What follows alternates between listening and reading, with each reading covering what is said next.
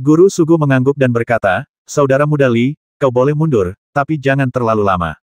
Perang besar antara kebaikan dan kejahatan sudah dekat, dan aku khawatir perang itu akan resmi dimulai dalam beberapa bulan." Baik, Li Muran menyetujui, lalu berpamitan kepada Guru Sugu dan Peri Yun, lalu kembali ke guanya. Dia membuka pembatas gua, meninggalkan serangga kelahiran, Pantom Gu, yang berubah wujud menjadi dirinya sendiri untuk menjaga gua, lalu dia mengaktifkan token jimat giok dan memasuki surga Gua Langyan. 3 bulan kemudian, Li Muran mencabut pembatas gua. Setelah awan tebal dan kabut berangsur-angsur menghilang, ia melihat seorang Taois tua berambut putih, yang tak lain adalah Taois Wuji. "Terima kasih sudah menunggu, Saudara Wuji," Li Muran tersenyum kecil.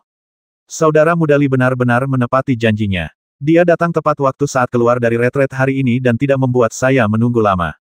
Pendeta Tao Wuji mengamati Li Muran dari atas ke bawah, dan tiba-tiba raut wajahnya berubah. "Hah?" tanya Taois Wuji terkejut, aura saudara muda Li tampaknya menjadi jauh lebih terkonsentrasi. Mungkinkah 3 bulan pengasingan singkat ini telah meningkatkan kultivasi saudara muda Li secara signifikan? Li Muran pun tersenyum puas dan berkata, "Haha, aku telah mendapat beberapa kesempatan, dan kekuatan sihirku memang sedikit meningkat." Taois Wuji terkesima. Bagi makhluk di tahap tubuh sejati, meningkatkan kultivasi dan kekuatan supernatural mereka seringkali membutuhkan waktu yang sangat lama. Bahkan setelah 3 tahun berlatih keras, apalagi 3 bulan, akan sulit untuk melihat perbedaan yang nyata. Li Muran baru 3 bulan mengasingkan diri, namun auranya pun sedikit berubah. Ini sungguh di luar dugaannya.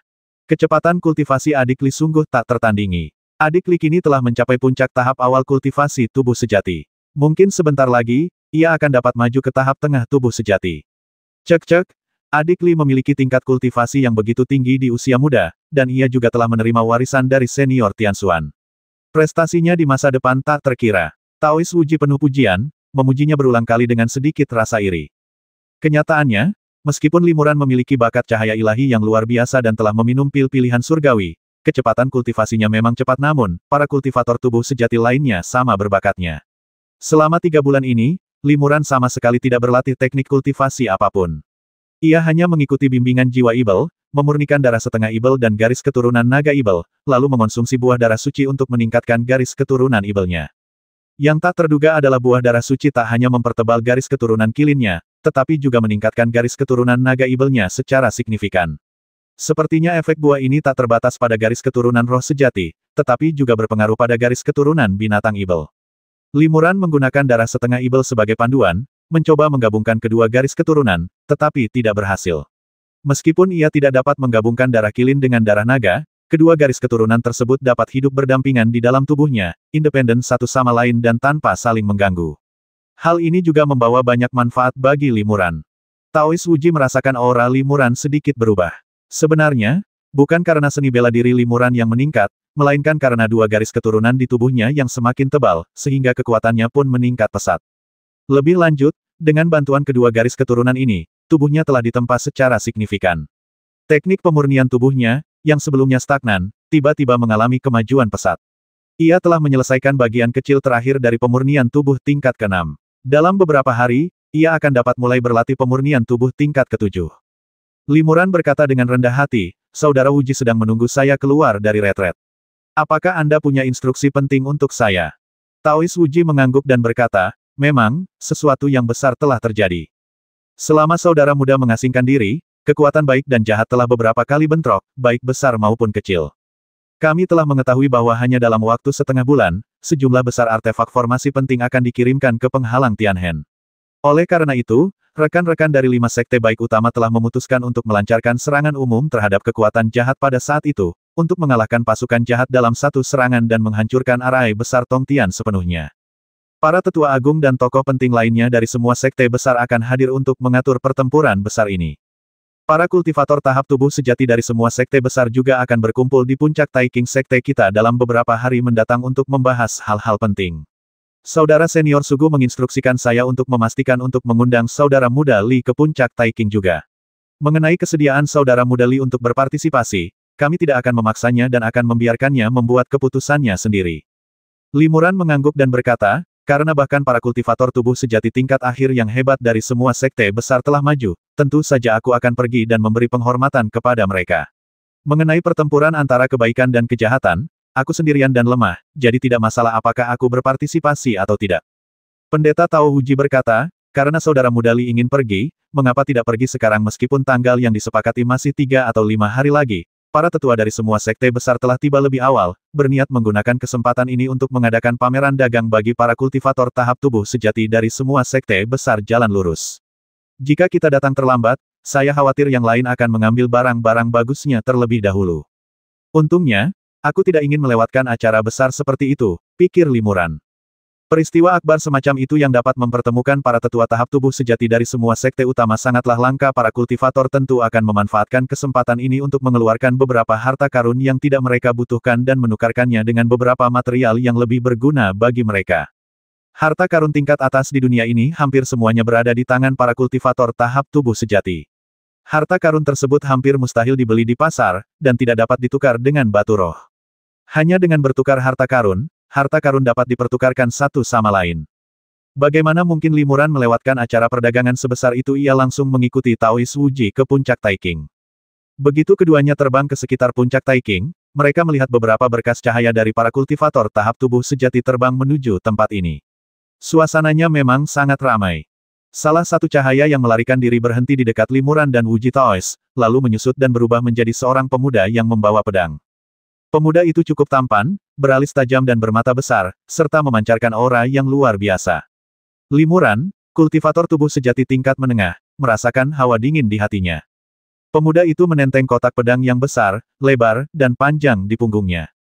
Kotak itu lebih tinggi dari tinggi badan anak itu sendiri, dan sangat menarik perhatian. Limuran melirik kotak pedang dan langsung terkejut. Rekan Taois Sangguan juga ada di sini. Senang bertemu denganmu. Taois Wuji jelas mengenali pemuda itu. Ia langsung tersenyum dan membungkuk untuk menyambutnya.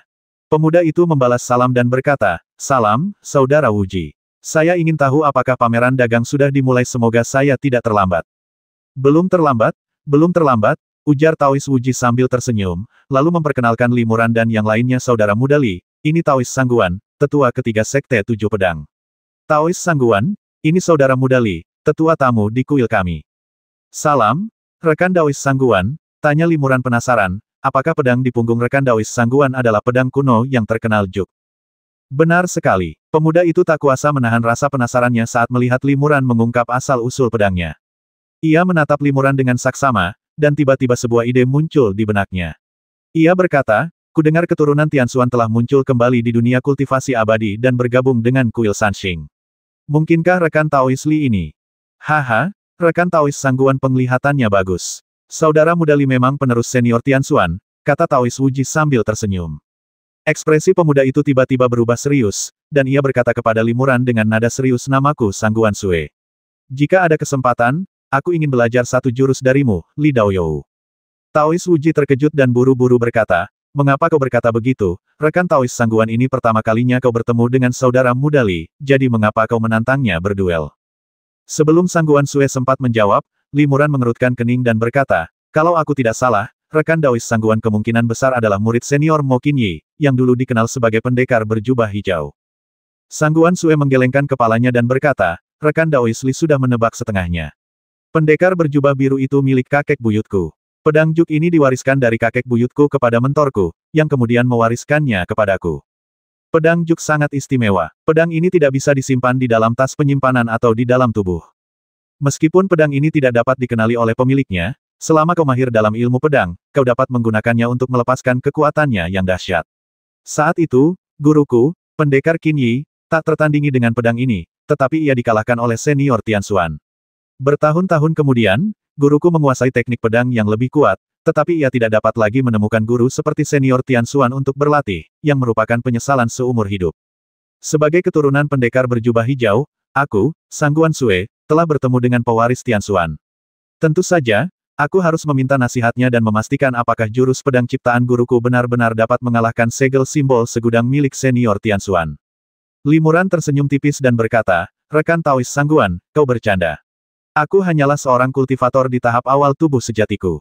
Bagaimana mungkin aku memenuhi syarat untuk bertarung dengan seorang guru ternama sepertimu meskipun aku mewarisi ajaran para pendahuluku, aku belum memahami esensinya. Terlebih lagi, dengan tingkat kultivasiku saat ini, aku tidak mungkin bisa melepaskan kekuatan magis segel 10.000 jimat. Alis Sangguan Sue berkerut saat ia mengangguk, berkata, yah, kultivasi rekan Taois Li memang agak rendah. Jika rekan Daois Li maju ke tahap tengah tubuh sejati dan memahami segel jimat segudang di masa depan, mohon beri tahu aku. Dengan begitu, aku bisa memverifikasi kekuatan magis kedua pendahulu kita dengan rekan Daois Li. Jika benar-benar ada kesempatan seperti itu, saya juga akan tertarik. Li Muran setuju. Kalau begitu, setuju, kata Sangguan Sue gembira. Taois Wuji tersenyum dan berkata, haha, tolong panggil aku kalau sudah waktunya. Aku akan membuka mata dan melihat kekuatan magis pendekar Qin Yi dan senior Tian Xuan yang terkenal. Harta karun kuno tingkat 9, pedang Juk, pasti akan sebanding dengan harta karun jimat tingkat 9, mutiara Wanfu. Sementara mereka bertiga mengobrol dan tertawa, mereka semua turun menuju puncak Taiking. Setelah tiba di puncak Taiking, mereka bertiga bertemu banyak rekan Tao. Ketika bertemu orang yang tidak dikenal, mereka hanya mengangguk.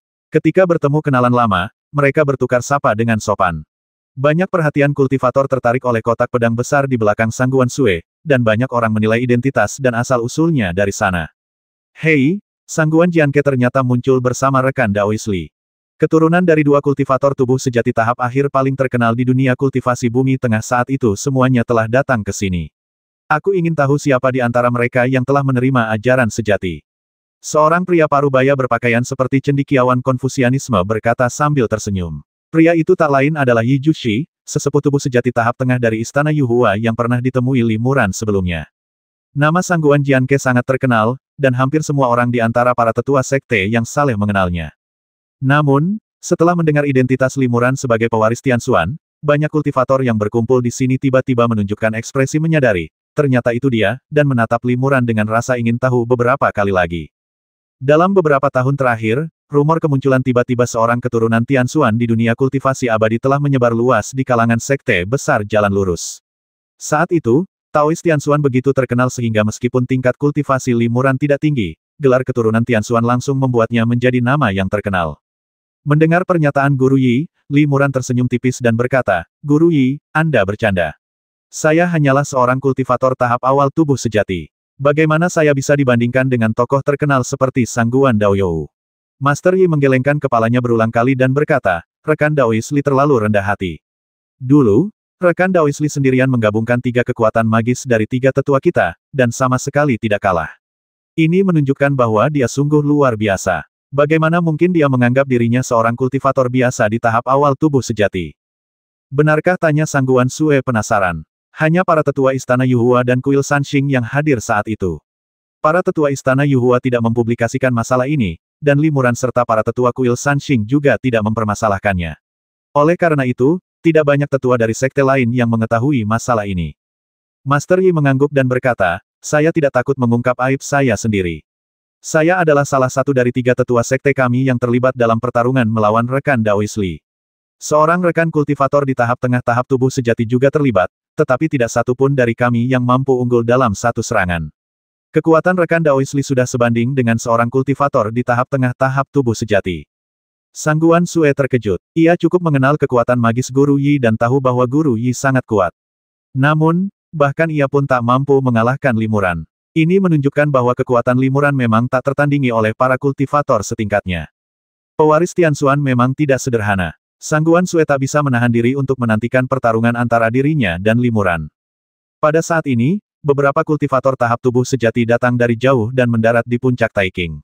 Mereka menyapa semua orang dan menyapa mereka satu demi satu, yang mengalihkan perhatian Li Muran. Di antara para kultivator tahap tubuh sejati yang datang ke sini, tidak hanya terdapat para tetua dari 5 sekte super, tetapi juga sejumlah makhluk tahap tubuh sejati yang juga termasuk dalam kekuatan-kekuatan yang saleh, dan bahkan sejumlah kultivator independen yang keberadaannya misterius pada hari-hari kerja. Tampaknya dalam pertempuran antara kebaikan dan kejahatan ini, kekuatan keadilan memang telah melakukan persiapan yang cukup dan telah berupaya sekuat tenaga untuk mengerahkan kekuatan dari semua pihak. Setelah berbasa-basi dengan para biksu di sekitarnya, Li Muran langsung berjalan ke aula di puncak Taiking. Di aula, banyak biksu yang telah tiba sebelumnya telah duduk. Beberapa berbisik-bisik dalam kelompok 3 atau 2 orang, sementara yang lain bahkan berkumpul dalam kelompok 3 atau 5 orang, masing-masing mengeluarkan harta mereka dan dengan antusias memulai pertukaran kecil-kecilan.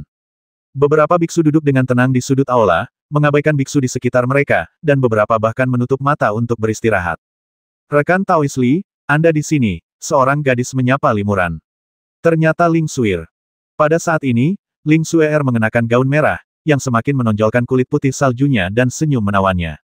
Peri Ling, kau datang pagi-pagi sekali. Limuran membungkuk lalu memilih tempat duduk di dekatnya yang jumlah biksunya lebih sedikit. Ada banyak biksu muda atau setengah baya yang duduk di dekat Ling Suir, tetapi setelah Limuran muncul, dia meninggalkan tempat duduknya dan duduk di dekat Limuran.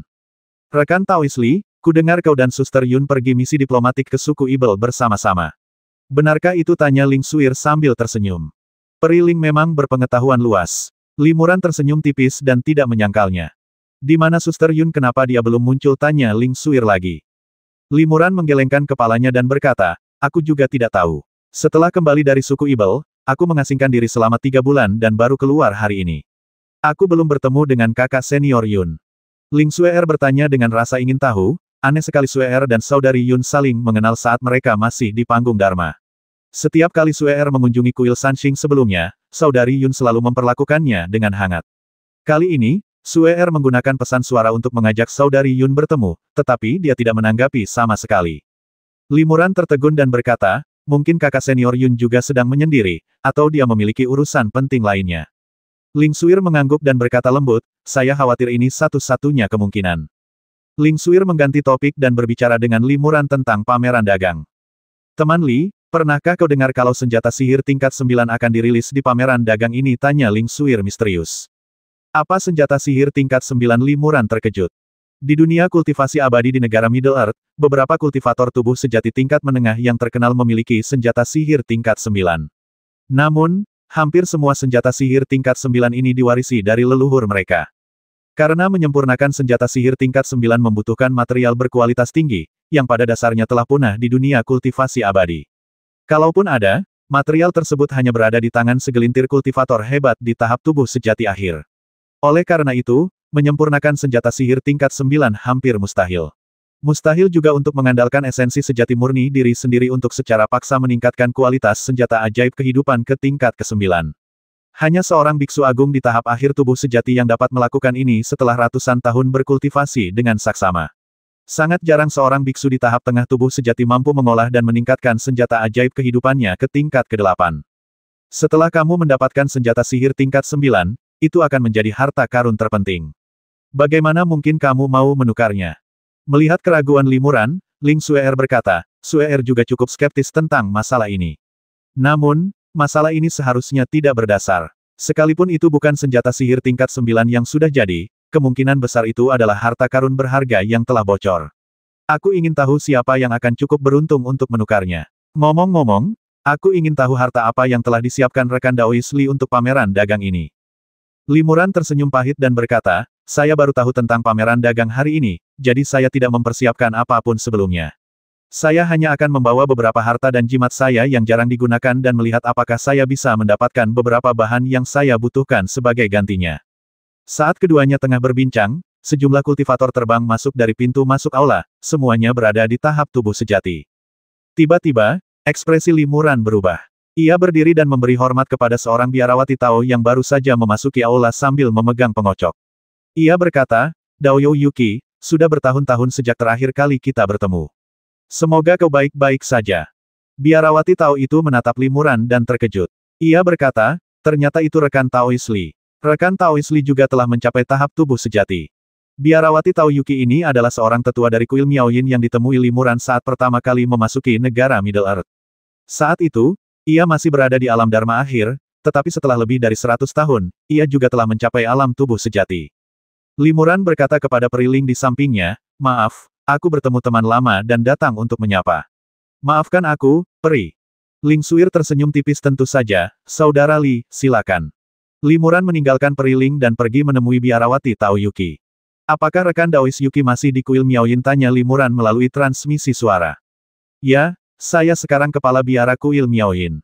Kepala biara sebelumnya telah berkelana ke seluruh dunia dan mewariskan jabatan kepala biara kepada saya. Yuki berkata saya ingin tahu sekte atau aliran apa yang dianut rekan Daois Li sekarang. Apakah dia masih seorang kultivator biasa? Limuran tersenyum tipis dan berkata, saya memang seorang kultivator biasa, tetapi saya baru saja bergabung dengan kuil Sanxing dan menjadi sesepuh tamu di sana. Yuki terkejut dan berkata, seorang tetua tamu adalah posisi langka di sekte besar seperti kuil Sanxing.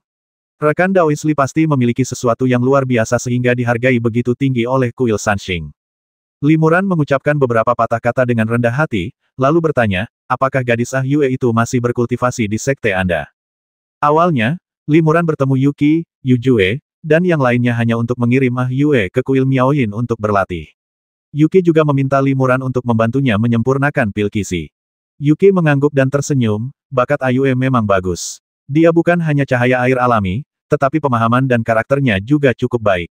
Dia bisa berkonsentrasi pada kultivasi, sehingga kultivasinya berkembang sangat pesat dalam beberapa tahun terakhir. Sekarang dia sudah menjadi kultivator Dharma tahap awal. Seiring waktu, kultivasinya mungkin akan sebaik kultivasi Anda dan saya. Limuran mengangguk diam-diam.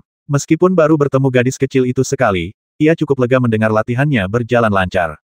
Meskipun sekte kami sepenuhnya terdiri dari para wanita dalam pertempuran antara kebaikan dan kejahatan ini, kami tidak berani tertinggal. Mulai dari pria sejati ini, kami semua di sekte kami akan berpartisipasi penuh dalam perang dan mengalahkan kejahatan bersama-sama. Saat itu, rekan Daoisli akan dapat bertemu langsung dengan Ah Yue. Gadis ini telah tumbuh menjadi wanita cantik yang muncul dari air, dan benar-benar berbeda dari gadis kecilnya yang dulu. Saya khawatir rekan Daoisli tidak akan mengenalinya, kata Yuki sambil tersenyum. Limuran juga tersenyum, dan tiba-tiba ia menyadari bahwa mereka telah menjadi senior di dunia kultivasi abadi. Bahkan gadis kecil di masa lalu telah tumbuh menjadi seorang master di ranah Dharma. Waktu berlalu dengan cepat, dan Limuran tidak dapat menahan perasaan emosional ketika mengenang masa lalu. Tiba-tiba, seorang lelaki tua berjubah putih masuk ke pintu masuk aula. Ketika Limuran melihat lelaki ini, senyumnya lenyap dan wajahnya menjadi gelap. Aku tidak menyangka akan bertemu dengannya di sini lagi, gerutu Limuran dalam hati. Bukankah ini saudara Hua dari Sekte Bai Miao? Sudah lama kita tidak bertemu. Semoga Anda baik-baik saja. Seorang kultivator parubaya di aula juga mengenali pria tua berjubah putih itu dan melangkah maju untuk menyapanya dengan sopan. Pria tua berjubah putih itu pun menjawab dengan sopan, Hua, saya merasa terhormat bertemu dengan Anda, rekan Tao Su. Sudah 100 tahun sejak terakhir kali kita bertemu di Pegunungan Siwan. Orang tua berjubah putih itu merasa ada seseorang yang sedang memperhatikannya, pandangannya menyapu dan tertuju pada Limuran. Secercah keterkejutan langsung terpancar di mata lelaki tua berjubah putih itu, namun kemudian ia kembali tenang. Tetua berjubah putih itu berbisik kepada seorang rekan Tao di sampingnya, rekan Tao Su, apakah Anda tahu asal-usul kultivator muda di sebelah biarawati Tao di kuil Miaoyin? Pendeta Tao parubaya itu terkekeh dan menjawab, Taois Hua memiliki penglihatan yang bagus. Sekilas saja ia bisa tahu bahwa orang ini luar biasa. Ia adalah keturunan Tianxuan yang terkenal. Dalam 6 bulan terakhir, ia telah menjadi sangat terkenal di dunia kultivasi abadi di dataran tengah. Taois Hua sedang berkultivasi di Pegunungan Siwan dekat perbatasan selatan. Saya khawatir ia belum tahu tentang ini. Pria tua berjubah putih itu tercengang ketika mendengar ini dan berkata, keturunan Tianxuan yang mana mungkinkah tetua agung kuil Sanxing yang terkenal di seluruh dunia lebih dari 1000 tahun yang lalu. Kultivator parubaya, Master Su, mengangguk. Selain kultivator nomor 1 dunia saat itu, Taois Tianxuan, siapa lagi rekan Taois Li ini konon telah menerima ajaran sejati Taois Tianxuan dan bahkan bergabung dengan kuil Sanxing sebagai tetua tamu. Saya juga mendengar bahwa, meskipun ia baru berada di tahap awal kultivasi tubuh sejati, kekuatannya tidak kalah dengan seorang kultivator di tahap tengah kultivasi tubuh sejati. Orang tua berjubah putih itu tiba-tiba terkejut dan wajahnya berubah sangat jelek dalam sekejap. Melihat ekspresi aneh di wajah lelaki tua berjubah putih itu, Guru Su tak kuasa menahan gejolak di hatinya. Ia bertanya, ada apa rekan Taois Hua begitu khawatir tentang hal ini? Mungkinkah ia ada hubungannya dengan rekan Taois Li ini? Tetua berjubah putih itu mendesah pelan dan berkata, dugaan rekan Taois Su benar. Dulu, ketika rekan Daois Li masih seorang kultivator tingkat Dharma, ia pernah melukai seorang murid sekte Bai Miao kami. Aku bahkan menyerangnya karena kejadian ini, tetapi ia berhasil lolos dengan jimat 1000 mil instan. Bagaimana mungkin seorang kultivator tingkat Dharma biasa memiliki harta karun seperti jimat 1000 mil instan? Aku sudah lama menduga bahwa ia memiliki latar belakang yang luar biasa, tetapi aku tidak menyangka ia adalah keturunan dari kultivator nomor 1 yang tersohor di dunia. Benarkah Master Su? Terkejut, sedikit mengernyit. Dulu rekan Daois Hua menggunakan kekuatannya untuk menindas yang lemah, yang mana itu tidak adil. Sekarang rekan Daois Li sudah menjadi kultivator tubuh sejati, setingkat dengan rekan Daois Hua. Dan statusnya sedikit lebih tinggi daripada rekan Daois Hua. Ini mungkin akan menimbulkan masalah. Pria tua berjubah putih itu merasakan hawa dingin di hatinya. Memang benar sekte Bai Miao-nya yang salah dalam kejadian saat itu. Jika Limuran mempublikasikan masalah ini, reputasi sekte Bai Miao-nya tidak hanya akan hancur, tetapi bahkan dirinya, ketua sekte Bai Miao, mungkin akan diejek oleh sesama anggota sekte. Nama palsu itu boleh saja, tetapi dengan status dan ketenaran limuran saat ini, jika seseorang menyimpan dendam dan diam-diam menyakitinya, ia akan berada dalam bahaya. Lagi pula, ini kuil Sanxing, sekte tempat limuran berada. Bagaimana mungkin dia bisa membayangkan bahwa setelah lebih dari 100 tahun, kultivator pada tahap fase Dharma saat itu telah maju ke tahap tubuh sejati dan membuat nama yang begitu besar untuk dirinya sendiri, sementara dia sendiri masih terjebak di kemacetan puncak tahap tubuh sejati awal, tidak mampu menerobos ke tahap tengah. Bagaimana kalau begini, kata Master Su, saya cukup bersahabat dengan rekan Daois Wuji dari kuil Sanxing. Setelah pameran dagang, kita akan pergi dan meminta rekan Daois Wuji untuk menengahi dan menyelesaikan kesalahpahaman antara rekan Daois Hua dan Li. Tentu saja, rekan Daois Hua mungkin harus menyiapkan beberapa harta karun sebagai permintaan maaf. Pria tua berjubah putih itu mengangguk berulang kali dan berkata, jika kita bisa menyelesaikan dendam masa lalu, tentu saja aku tidak akan pelit.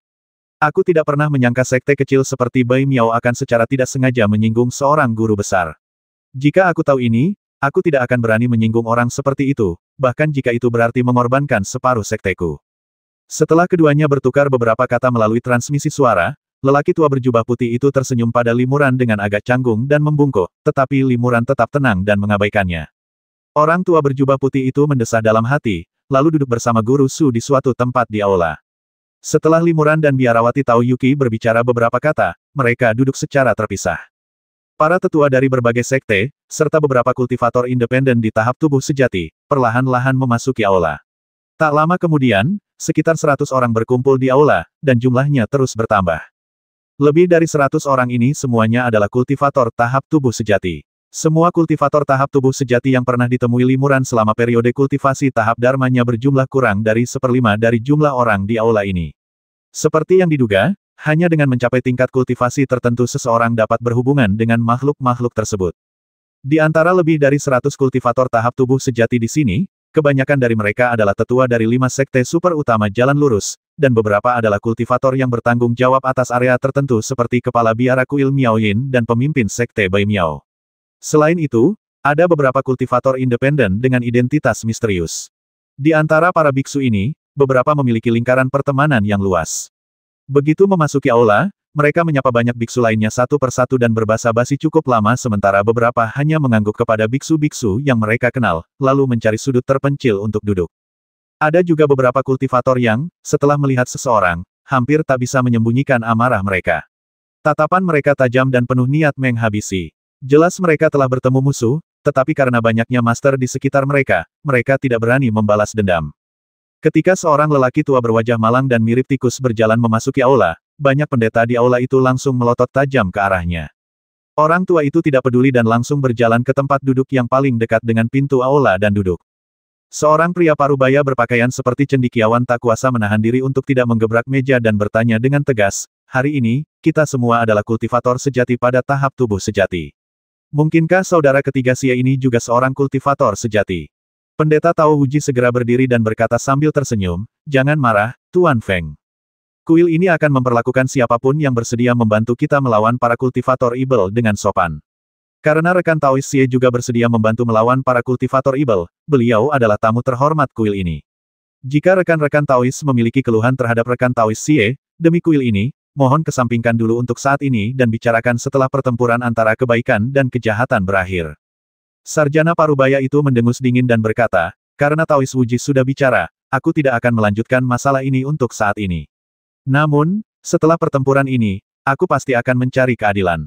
Siapa si Laosan ini sepertinya dia telah menyinggung banyak rekan praktisi. Hati Limuran tergerak. Periling melihat keraguan Limuran dan mengirim pesan suara kepadanya, saudara ketiga Xie ini adalah orang yang terkenal jahat. Meskipun ia seorang kultivator tubuh sejati tingkat menengah dan dapat dianggap sebagai sosok yang kuat, ia berperilaku tidak menentu. Jika murid-murid yang lebih muda di tahap fase Dharma atau mereka yang berada di tahap tubuh sejati awal yang lebih rendah mengalami kemalangan bertemu dengannya, ia akan menyakiti mereka sedikit saja, dan setelah itu, ia akan dengan sengaja meninggalkan nama dan token gioknya. Ia adalah seorang kultivator pengembara penyendiri tanpa tempat tinggal gua yang tetap, sehingga sangat sulit bagi orang lain untuk membalas dendam padanya. Namun, ia juga berhati-hati dan tidak pernah menyerang murid-murid dari 5 sekte super. Namun, jika sekte atau keluarga lain menyinggungnya, mereka akan berada dalam masalah besar. Jadi, dia memang orang aneh, Limuran menggelengkan kepalanya. Secara umum, mereka yang mencapai tahap tubuh sejati harus memiliki bakat, kecakapan, dan pemahaman yang luar biasa. Mereka semua sangat cerdas dan tidak mungkin melakukan hal-hal aneh seperti itu. Namun, ada juga teori bahwa kepribadian para kultivator secara bertahap berubah di bawah pengaruh metode kultivasi mereka masing-masing, dengan beberapa menjadi pembunuh yang brutal dan yang lainnya cukup dingin dan apatis. Hal ini tidak jarang terjadi di dunia kultivasi abadi. Mungkin saudara ketiga Xie ini telah mengembangkan suatu teknik aneh, yang menyebabkan kepribadiannya menjadi sangat tidak menentu. Setelah lebih dari setengah hari, 140 hingga 50 kultivator tahap tubuh sejati telah berkumpul di aula, yang merupakan peristiwa yang belum pernah terjadi sebelumnya. Taois Su Feng, seorang tetua tingkat menengah dari kuil Sanxing, juga memasuki aula. Taois Su Feng memiliki pengalaman luas di kuil Sanxing dan menjadi tuan rumah pameran dagang ini.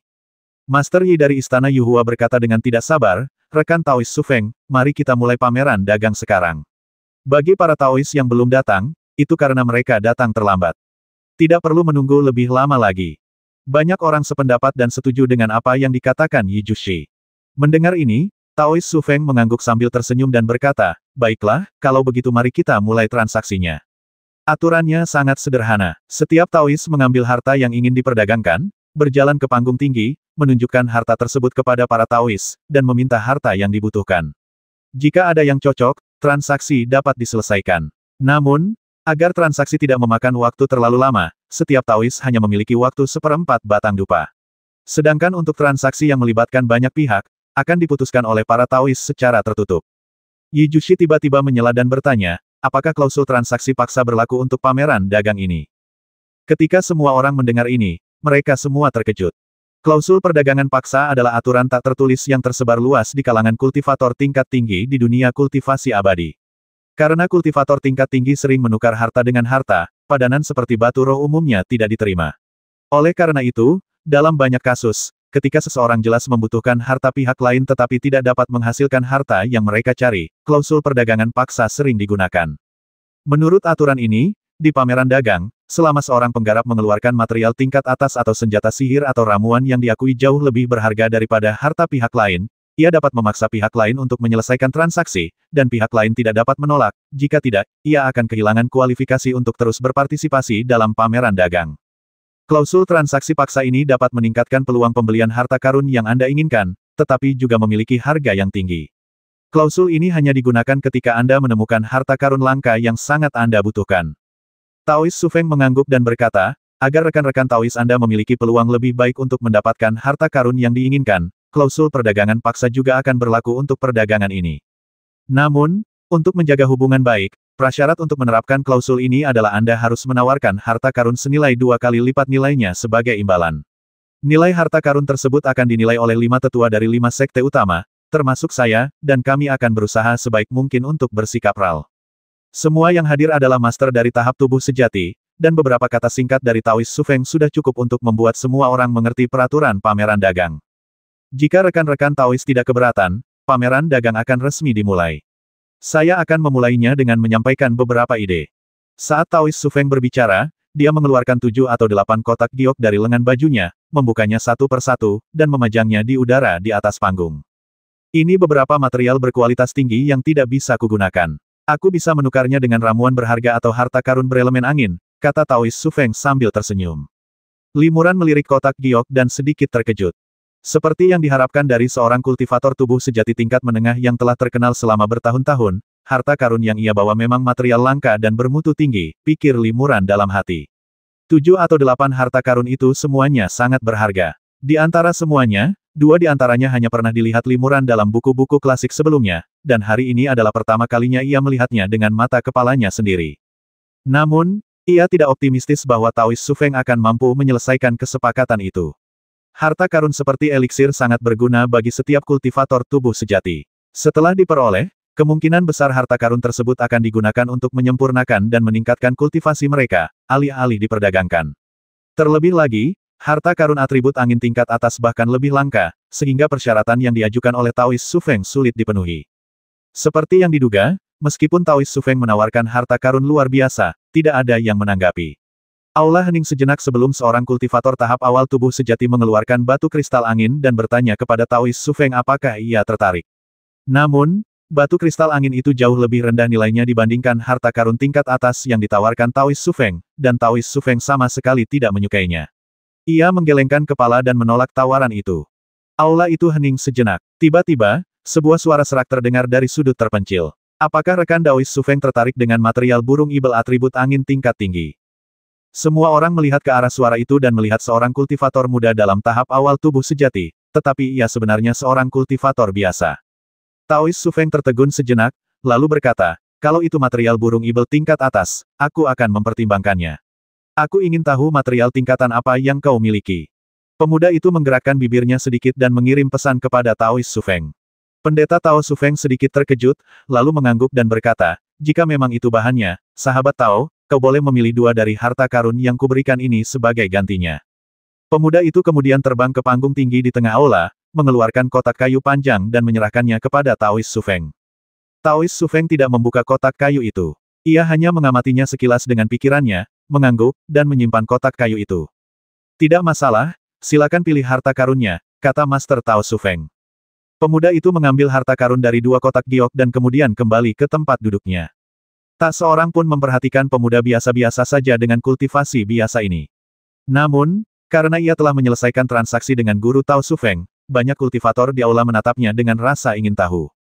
Aku tidak tahu harta apa yang diambil orang ini sehingga dia bisa menukarnya dengan 2 material bermutu tinggi sekaligus, gumam Periling. Limuran tersenyum tipis. Kalau tak salah lihat, itu pasti bulu burung ibel di tahap tubuh sejati. Indra ketuhanan Limuran cukup kuat. Meskipun baru sepersekian detik sejak pemuda itu mengeluarkan kotak kayu dan kotak itu diambil oleh Taoist Su Feng, ia sudah menggunakan sedikit indra ketuhanannya untuk menembus kotak itu dan merasakan beberapa petunjuk. Namun, karena waktu yang singkat, ia tidak dapat menentukan jenis burung ibel apa yang terkandung di dalamnya. Taoist Su Feng menyimpan harta karun di depannya dengan puas dan berkata, waktunya habis. Rekan-rekan Taoist, silakan naik ke panggung dan bertukar tempat duduk, dari depan ke belakang dan dari kiri ke kanan. Begitu Penatua Su Feng selesai berbicara, seorang kultivator yang duduk di barisan depan melompat ke atas panggung dan mengeluarkan sebuah giok kuning tua seukuran telapak tangan dari tas penyimpanannya. Ia berkata, saya akan menukarkan sepotong giok Xuan Huang atribut tanah ini dengan harta karun atribut kayu yang nilainya sama. Giok Xuan Huang merupakan material atribut tanah yang relatif umum dengan beragam kegunaan dan harta karun atribut kayu yang ia usulkan untuk diperdagangkan juga tidak terlalu langka. Segera, seorang biksu tua dari kuil Lei Yin menyelesaikan transaksi dengannya. Kedua belah pihak mendapatkan materi yang sesuai dengan keahlian mereka dan sangat puas. Limuran merasa sayang sekali. Giok Xuan Huang ini juga bisa digunakan sebagai bahan pembuat jimat atribut tanah berkualitas tinggi, untuk menyempurnakan seruling jimat atribut tanah berkualitas tinggi. Namun, ia enggan menukarnya dengan kayu spiritual dengan jumlah yang setara. Kayu spiritual juga bisa digunakan untuk menyempurnakan seruling jimat atribut kayu berkualitas tinggi. Transaksi ini tidak berarti apa-apa bagi Limuran. Tentu saja, jika ia bisa membeli Giok Xuan Huang ini dengan batu spiritual, itu akan menjadi penawaran yang luar biasa. Para pendeta itu terbang ke panggung satu demi satu, mengeluarkan bahan-bahan yang tidak mereka perlukan untuk ditukar dengan harta yang lebih berguna bagi mereka. Orang-orang di sini semuanya adalah kultivator tahap tubuh sejati, jadi harta karun dengan kualitas yang sedikit lebih rendah tidak layak untuk dipajang. Harta karun yang dipertukarkan satu sama lain semuanya tak ternilai harganya. Ada banyak harta karun di antara mereka yang membuat jantung Limuran berdebar kencang. Namun, ia tidak memiliki harta karun yang dibutuhkan pihak lain atau jikapun ia memilikinya, ia enggan menukarnya. Setelah sebagian besar hari, Limuran hanya menyelesaikan satu transaksi, menukar sepotong besar material atribut es yang diperoleh dari negara Beihan dengan cairan spiritual yang bermanfaat untuk pemurnian tubuh. Meskipun tidak semua biksu dapat berdagang untuk mendapatkan harta karun yang diinginkannya, hal itu tidak menghalangi pameran dagang tersebut untuk tetap diselenggarakan dengan meriah, dan semakin banyak biksu yang datang ke sini untuk berpartisipasi dalam pameran dagang tersebut. Akhirnya, tiba giliran Limuran yang naik ke panggung untuk transaksi. Limuran dengan tenang mengeluarkan setumpuk jimat, lebih dari 10 jimat giok, beberapa jimat emas, dan beberapa kotak giok berisi berbagai material dari tangannya. Ia berkata, aku akan menggunakan seruling jimat tingkat tinggi ini dan beberapa material untuk ditukar dengan harta karun tingkat tinggi yang bermanfaat untuk latihan tubuh. Limuran tahu bahwa peluang mendapatkan obat mujarab yang bermanfaat untuk kultivasi terlalu rendah akan lebih baik menukarnya dengan beberapa harta pemurnian tubuh. Di antara para kultivator manusia, tidak banyak kultivator tingkat tinggi yang ahli dalam pemurnian tubuh, jadi setelah banyak kultivator mendapatkan harta tersebut secara kebetulan, kebanyakan dari mereka akan memilih untuk menukarnya. Haha, kau memang keturunan Tian Xuan. Kau benar-benar menggunakan jimat sebagai alat tawar-menawar. Master Yi tertawa. Jimat apa saja yang dibawa oleh rekan Daois Li, dan ada berapa jumlahnya? Limuran berkata, sebagian besar jimat yang kuambil adalah jimat tingkat atas, termasuk jimat 1000 mil instan, jimat geng emas yang tak terhancurkan, jimat petir, jimat 10.000 pedang yang kembali menjadi satu, jimat pelarian 5 elemen agung, dan lebih dari 10 jenis lainnya. Soal jumlahnya, aku punya 3-5 jimat masing-masing. Sepertinya rekan Daois Li sudah cukup mempersiapkan diri untuk pameran dagang ini dan bahkan sudah menyiapkan begitu banyak jimat berkualitas tinggi sebelumnya. Tuan Yi sedikit terkejut. Limuran tersenyum tetapi tidak berkata apa-apa. Bahkan, ia sama sekali tidak melakukan persiapan apapun. Jimat-jimat ini adalah perlengkapan bela diri yang biasa ia gunakan, dan kini ia hanya mengambil sebagian kecilnya untuk ditukar. Kalau dia mengeluarkan semua jimatnya, saya khawatir setiap biksu di aula akan terkejut. Jimat tingkat tinggi sangat langka di pasaran dan jimat tingkat tinggi yang diambil Limuran mustahil dibeli langsung dengan batu roh. Limuran yang memperdagangkannya memang merupakan kesempatan langka bagi para kultivator lainnya. Hal yang paling merepotkan tentang jimat adalah sulit dan rumitnya pembuatan, tetapi sangat praktis digunakan. Hal ini terutama berlaku untuk jimat penyelamat seperti jimat 1000 mil instan dan jimat pelarian 5 elemen agung.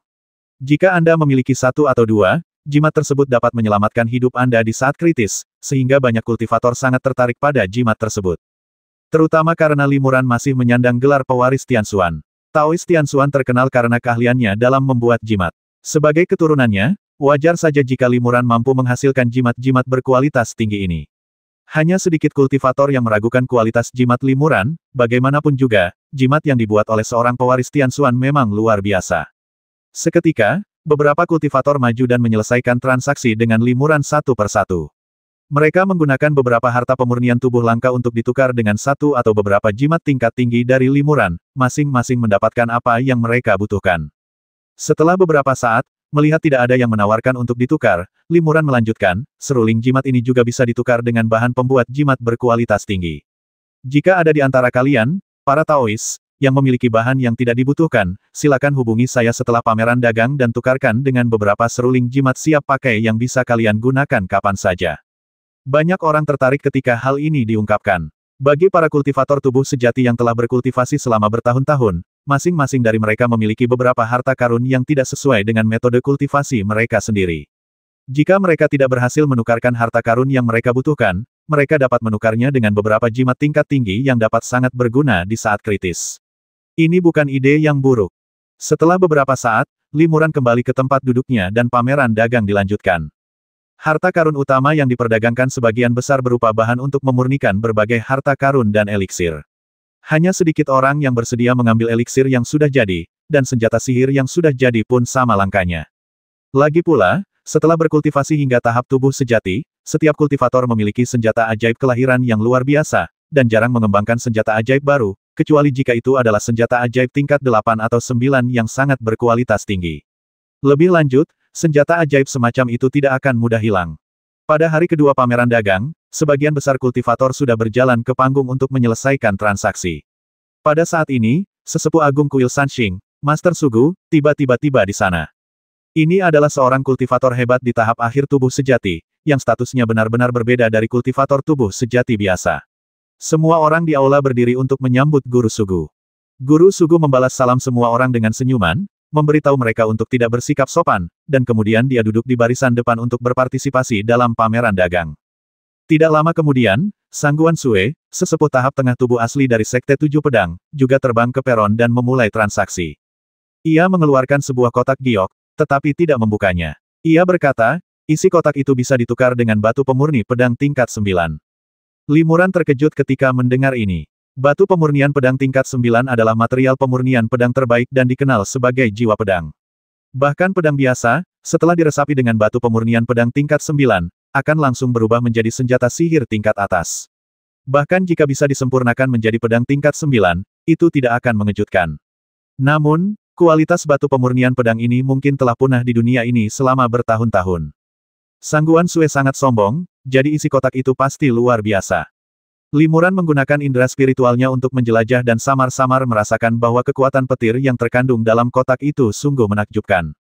Pada saat ini, Sangguan Sue perlahan membuka kotak giok dan memberikan buah spiritual berbentuk kelapa berwarna hijau zamrud kepada semua orang.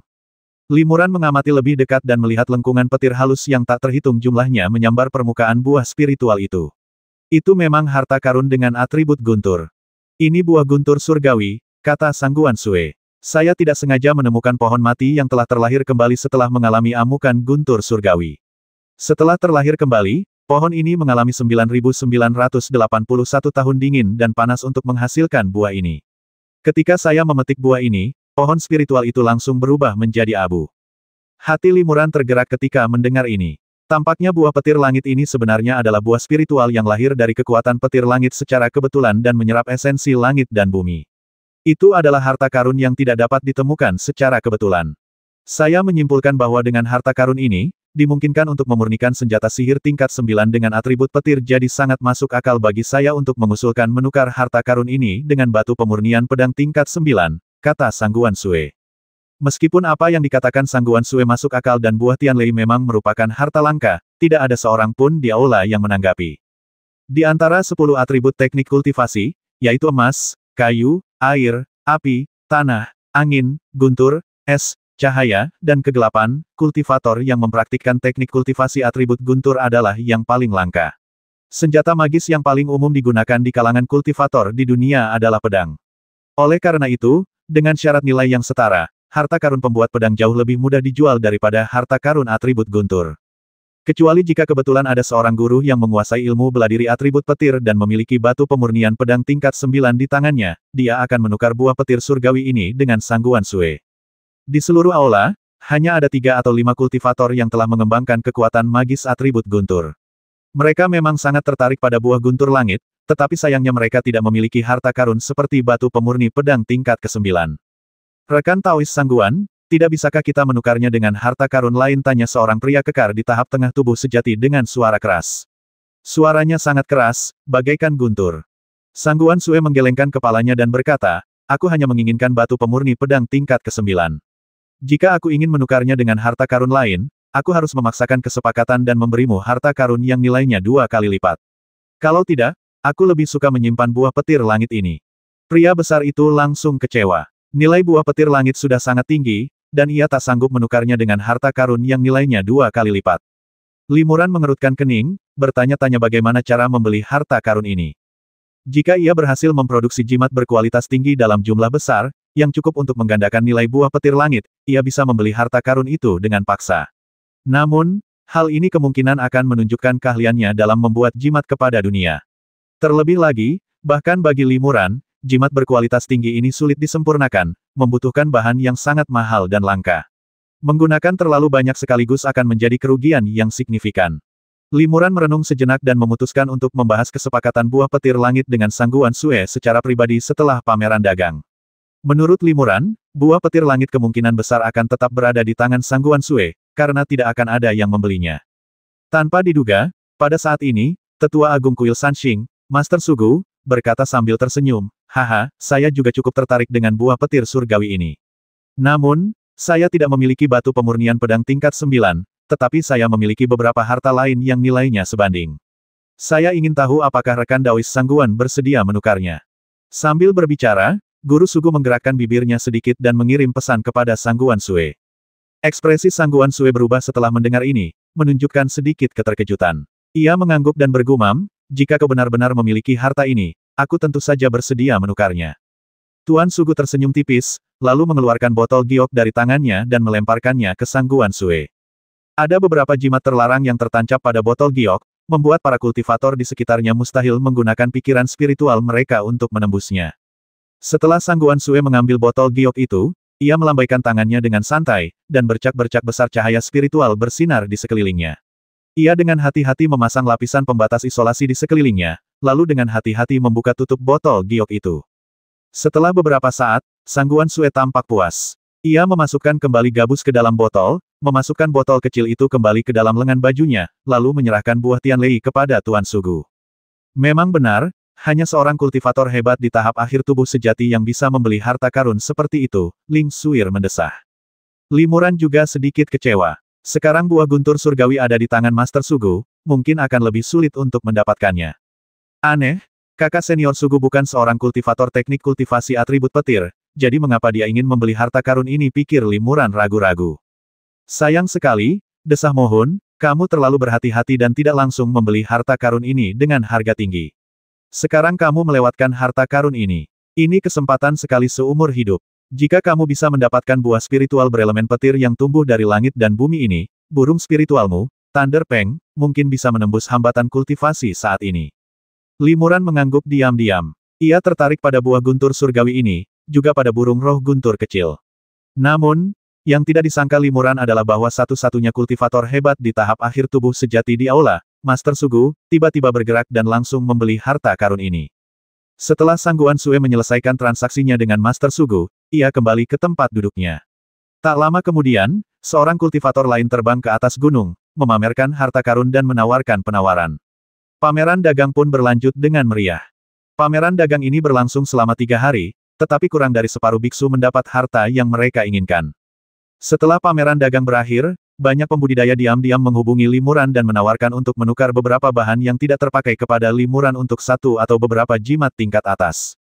Bagi kebanyakan kultivator, mereka suka menggunakan material ini untuk ditukar dengan eliksir yang dapat meningkatkan kultivasi mereka, atau harta karun khusus yang sesuai dengan keahlian mereka, atau material berkualitas tinggi yang dapat meningkatkan kualitas senjata sihir penyelamat hidup mereka. Namun, banyak kultivator seringkali tidak dapat menukarkan harta karun yang memuaskan. Saat ini, memang merupakan pilihan yang baik untuk menukar material harta karun yang tidak terlalu mereka butuhkan dengan beberapa jimat tingkat tinggi yang dapat digunakan kapan saja. Terutama saat pertempuran antara kebaikan dan kejahatan sudah dekat, seringkali ada baiknya menyiapkan beberapa jimat tingkat atas, yang bisa sangat efektif dalam menghabisi musuh atau melindungi diri sendiri. Jadi, setelah pameran dagang berakhir, bisnis jimat Limuran baru saja dimulai. Ia menggunakan banyak jimat, menukarnya dengan berbagai macam material dari berbagai kultivator. Sebagian besar merupakan bahan baku untuk membuat jimat dengan berbagai khasiat, sementara sebagian kecil merupakan harta karun yang berguna untuk latihan fisik. Sedangkan untuk eliksir, material pemurnian kelas atas, dan harta karun lainnya, semua orang menginginkannya, tetapi Limuran tidak bisa mendapatkannya. Pada hari ketiga setelah berakhirnya pameran dagang, para kultivator hebat tahap akhir tubuh sejati dari sekte-sekte super seperti Istana Yuhua dan Sekte Suling juga berdatangan satu demi satu. 5 kultivator agung dari jalur lurus berkumpul. Peristiwa akbar ini bisa dikatakan langka dalam 1000 tahun. Persiapan untuk perang telah dibahas dan dirampungkan, dan kelima pendeta agung secara pribadi mengumumkan pendirian mereka saat ini hanya untuk menunjukkan tekad pasukan yang benar. Limuran, bersama para biksu lainnya, menghadiri debat yang diadakan oleh 5 biksu agung. Setelah pertemuan itu, Limuran hendak pergi ketika tiba-tiba ia mendengar suara guru Sugu saudara muda Li, jangan lewatkan pertemuan malam ini. Limuran cukup bingung, tetapi tidak mengajukan pertanyaan lebih lanjut. Malam itu, Pendeta Tao Wuji datang mengunjungi Limuran seperti yang diharapkan, dan mengatakan bahwa ia diperintahkan oleh Guru Sugu untuk membawanya ke sebuah pertemuan rahasia, yang akan diadakan di aula samping yang relatif tersembunyi di puncak Taiking. Limuran mengikuti Taois Wuji ke sisi barat puncak Taiking, yang sangat dibatasi dan tidak terbuka untuk umum. Taois Wuji mengeluarkan sebuah token dan memasukkan beberapa mantra ke dalamnya. Kabut yang membatasi itu perlahan menghilang, memperlihatkan sebuah tangga awan. Saudara muda Li, silakan, kata Taois tua Wuji, dan ia adalah orang pertama yang menaiki tangga awan. Limuran mengikutinya dari dekat dan memasuki puncak Taiking dari sini. Tak lama kemudian, keduanya tiba di sebuah aula samping yang tersembunyi, yang juga diselimuti oleh larangan ketat. Meskipun pertahanan larangan ini tidak terlalu kuat, kekuatan isolasinya sangat kuat. Pikiran, kekuatan sihir, suara, del tidak dapat menembus larangan tersebut secara diam-diam. Yang lebih mengejutkan Limuran adalah adanya 2 sosok besar di tengah panggung tubuh sejati yang berdiri di pintu masuk aula. Yang seorang adalah tetua Sufeng dari kuil Sanxing, dan yang lainnya adalah biksu senior dari kuil Leiyin. Kedua orang ini memiliki status yang sangat tinggi, dan sekarang mereka menjaga gerbang istana. Sepertinya apa yang ingin mereka bicarakan di istana ini pastilah masalah yang sangat penting. Salam, saudara senior Sufeng dan guru. Limuran dan Taois Wuji bergegas memberi hormat kepada keduanya. Biksu tinggi dari kuil Leiyin sedikit terkejut ketika melihat Limuran. Ia berkata, bukankah hanya kultivator tubuh sejati tingkat menengah yang terkenal yang boleh berpartisipasi dalam pertemuan malam ini? Taois Wuji tersenyum tipis dan berkata, Guru Xuanfa benar. Meskipun saudara muda Li dari kuil ini baru berada di tahap awal kultivasi tubuh sejati, beliau adalah pewaris Tianxuan, dan tetua agung kuil ini secara pribadi memintanya untuk berpartisipasi. Jadi, Anda keturunan Tianxuan. Pantas saja, pantas saja. Biksu itu mengangguk berulang kali, menangkupkan kedua tangannya, dan memberi hormat Buddha kepada Limuran, sambil berkata, Donor Li, kumohon. Limuran diam-diam terkejut. Ternyata persyaratan untuk berpartisipasi dalam pertemuan malam ini begitu tinggi. Jika bukan karena reputasinya sebagai pewaris Tianxuan, ia tidak akan memenuhi syarat untuk turun tangan. Terima kasih, Guru. Limuran membalas salam itu lalu berjalan memasuki aula bersama Taois Wuji. Begitu memasuki area terlarang di aula tersebut, Limuran langsung merasakan lebih dari selusin aura kuat, terutama 5 di antaranya begitu murni dan tak terduga. 5 biksu agung ada di sini. Hati Limuran tergerak. Limuran berjalan cepat ke aula dan melihat banyak guru. Sekitar selusin orang di sini, kecuali Limuran, semuanya memiliki tingkat kultivasi di atas tahap tengah tubuh sejati. 5 orang yang duduk berjajar di kursi utama adalah seorang pendeta Tao tua berwajah cerah, seorang biksu tua beralis putih terkulai, mata terpejam dalam meditasi, seorang cendekiawan parubaya yang berwibawa, seorang pemuda biasa-biasa saja, dan seorang pria tua kurus berambut putih dan berwajah muda. Merekalah 5 kultivator agung dari Jalan Lurus. Pendeta Tao tua itu tak lain adalah Master Sugu, tetua agung Kuil Sanxing. Biksu tua beralis putih itu adalah kepala biara Xuankong, kepala sekolah Kuil Leiyin. Cendekiawan parubaya itu adalah Master Liu Yufeng, kepala istana Yuhua dan pemuda di sebelah Master Liu, meskipun tampak biasa saja, sesekali memancarkan kilatan yang mengejutkan di matanya.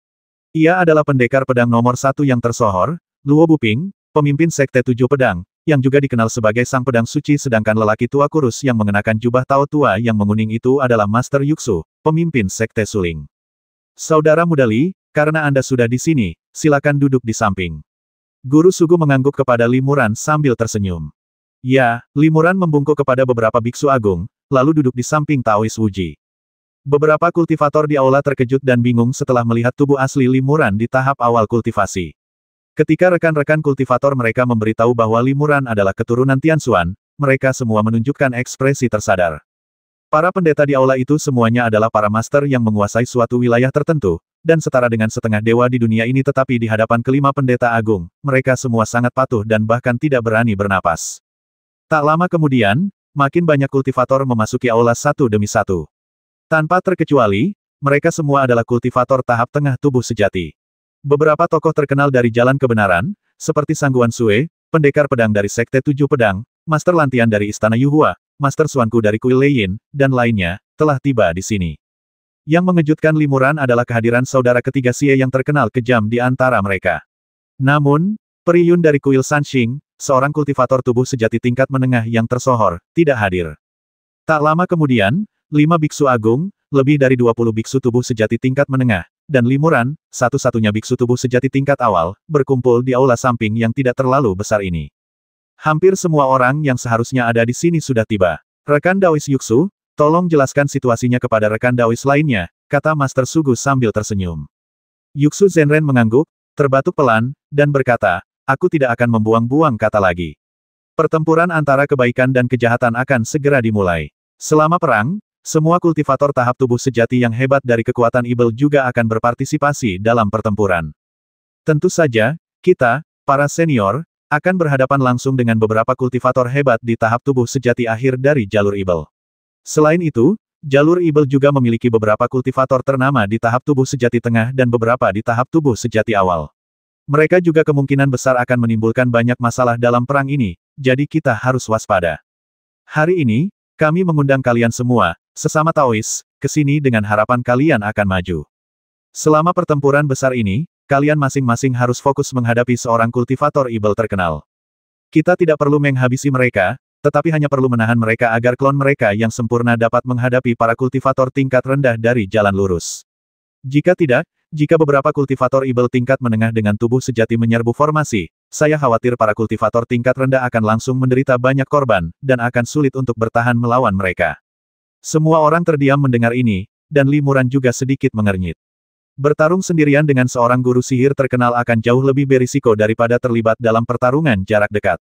Jika kedua belah pihak terlibat dalam pertempuran langsung, para kultivator tubuh sejati memiliki kemampuan pertahanan diri yang kuat dan perlindungan dari pasukan di sekitarnya. Selama mereka tidak menyerang terlalu agresif, umumnya mereka tidak akan mengalami banyak kerusakan. Namun, jika mereka bertarung sendirian, hasilnya akan sulit diprediksi. Jika mereka bertemu dengan kultivator ibel yang sangat kuat, nyawa mereka bahkan mungkin terancam. Master Sugu tersenyum dan berkata, tentu saja, kami juga tahu bahwa langkah ini cukup berisiko. Meskipun kami semua demi urusan duniawi, kami tidak bisa membiarkan kalian, sesama Taois, mempertaruhkan nyawa dengan sia-sia. Kami masing-masing telah membawa beberapa harta karun, yang dianggap sebagai harta karun yang sangat langka di dunia ini. Selama kalian, sesama Taois, setuju untuk bertarung, kalian boleh mengambil salah satunya. Sambil berbicara, Guru Sugu mengeluarkan lebih dari 20 harta karun dari tangannya dan meletakkannya satu persatu di atas panggung batu di depannya. Limuran melirik harta karun itu dan ekspresinya sedikit berubah. Semuanya memang harta karun kelas atas. Hati Limuran tergerak. Ia mengenali beberapa di antaranya sekilas. Semuanya adalah material pemurnian kelas atas yang dikabarkan. Nilai masing-masing setara dengan senjata sihir kelas 8 yang sudah jadi. Limuran secara khusus memperhatikan sepotong batu giok hitam yang tersembunyi. Tidak seperti harta karun lain di sekitarnya, yang masing-masing memancarkan aura luar biasa, batu giok ini berwarna hitam dan justru menyerap cahaya di sekitarnya. Obsidian adalah material harta karun atribut gelap bermutu tinggi, pikir Limuran dalam hati. Jika harta ini digabungkan ke dalam senjata magis penentu hidupnya, pedang pemburu dan pencabut jiwa, kemungkinan besar pedang itu akan langsung naik ke tingkat ke-8. Namun, setelah menggabungkan obsidian, pedang pemburu dan pencabut jiwa akan sepenuhnya berubah menjadi pedang dengan atribut kegelapan, memungkinkannya untuk melepaskan kekuatan magis seni malam gelapnya dengan lebih baik. Namun, ketika menggunakannya untuk melakukan kekuatan magis dengan atribut cahaya seperti cahaya roh terbalik, yang merupakan bagian dari seni abadi terbalik, efektivitasnya akan sangat berkurang. Tapi ini tidak terlalu penting. Limuran tidak membutuhkan bantuan harta karun. Dia bisa menggunakan berbagai kekuatan suci yang dahsyat dengan tangan kosong. Secara umum, pasti ada lebih banyak manfaat daripada kerugiannya, jadi Limuran cukup tergoda dengan hal ini. Xie Laosan tiba-tiba berkata, bagaimana kalau para kultivator ibel tingkat tinggi itu bersembunyi di belakang dan tidak menyerbu, setidaknya kita tidak akan dipaksa menyerbu ke kedalaman pasukan ibel, kan?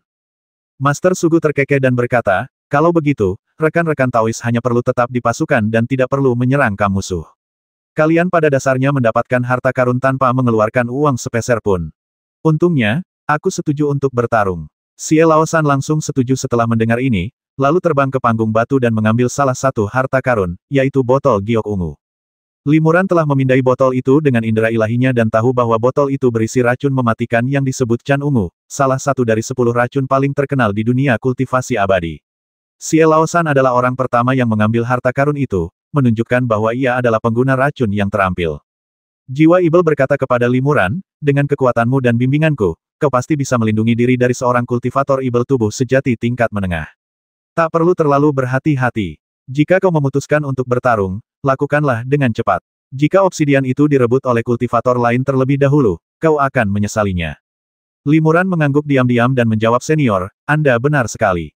Saya juga berpikir begitu. Kemudian, Limuran dengan cepat melangkah maju, membungkuk dan berkata, saya juga bersedia bertarung. Pria sejati Yuksu mengangguk dan berkata, rekan Daois Li adalah keturunan Tianxuan. Dia bahkan pernah bertarung dengan saudara muda Lan dan yang lainnya dari sekte kami, menunjukkan kekuatan yang luar biasa. Dia memang memenuhi syarat. Perkenankanlah rekan Daois Li untuk memilih harta karun itu. Limuran mengucapkan terima kasih kepadanya, lalu melambaikan lengan bajunya, dan angin tak terlihat menggulung obsidian itu, dan dia hendak memasukkan harta karun itu ke dalam lengan bajunya. Tanpa diduga, Liu, seorang Buddhis awam agung dari istana Yuhua, tiba-tiba menunjuk dengan jarinya, dan seberkas cahaya spiritual melesat keluar, memantapkan obsidian di atas panggung batu. Limuran hanya menggunakan sedikit kekuatan sihir, sehingga ia tidak dapat mengambil harta karun itu. Guru Liu berkata dengan agak malu, saya tidak menyangka rekan Daois Li akan mengambil harta ini. Sejujurnya, saya menyiapkan harta ini untuk rekan Daois Tian dari sekte Yunru. Rekan Daois Tian, saya dengar Anda memiliki teknik atribut kegelapan, dan ilmu kegelapan Anda tak tertandingi di dunia. Obsidian ini akan sangat berguna bagi Anda. Menggoda, bukan jika rekan Daois Tian tidak mau bertarung, obsidian ini akan menjadi milik rekan Daois Li. Seorang kultivator Konfusianisme parubaya berjubah hitam melangkah maju dan berkata, terima kasih, Guru Liu, atas perhatian Anda. Sebagai seorang kultivator Konfusianisme, saya tidak punya pilihan selain bertarung. Namun, saya baru saja mendapatkan sepotong obsidian, jadi lebih banyak lagi tidak akan banyak berguna. Kultivator Konfusianisme parubaya itu melihat harta karun lain di panggung batu, dan tampaknya tidak ada yang lebih cocok untuknya, jadi dia mengambil obsidian. Hati Limuran tergerak, dan ia mengirimkan pesan suara kepada kultivator konfusianisme paruh baya itu. Rekan Taoist Tian, apakah Anda bersedia menukarkan bongkahan obsidian ini? Saya punya sesuatu di tangan saya yang saya khawatirkan adalah harta karun yang selama ini Anda impikan. Kultivator konfusianis paruh baya itu tertegun sejenak, lalu menjawab melalui transmisi suara, harta karun apa itu? Kitab suci konfusianisme peninggalan senior Tianxuan berjumlah lebih dari 9.300 karakter, dan setidaknya 1.000 karakter telah hilang hari ini, kata Limuran.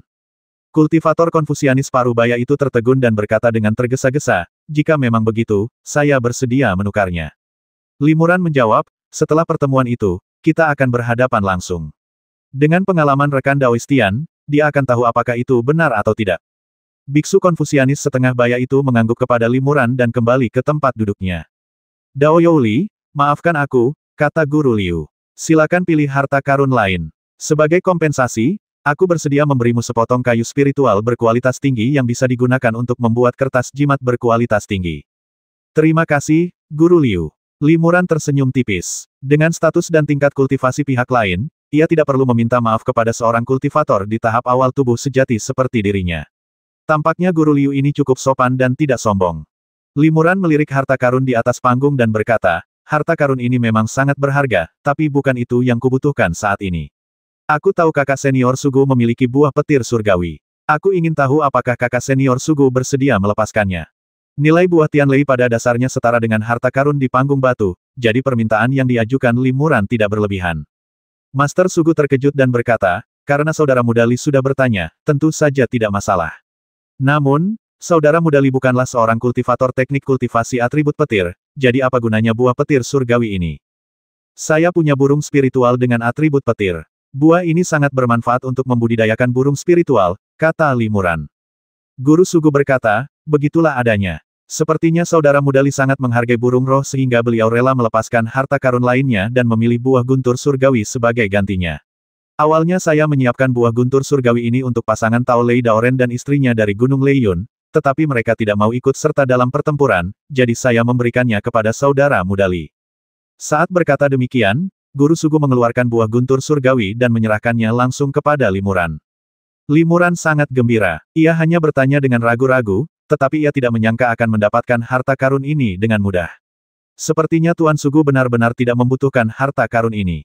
Setelah biksu lainnya melihat harta karun yang mereka sukai, mereka pun maju untuk menyatakan kesediaan mereka bertarung dan mengambil harta karun tersebut. Tak lama kemudian, hanya 7 atau 8 dari lebih dari 20 harta di panggung batu yang tersisa. Dengan kata lain, sebagian besar biksu bersedia bertarung, dan hanya 7 atau 8 orang yang tidak bersedia mengungkapkan pendapat mereka.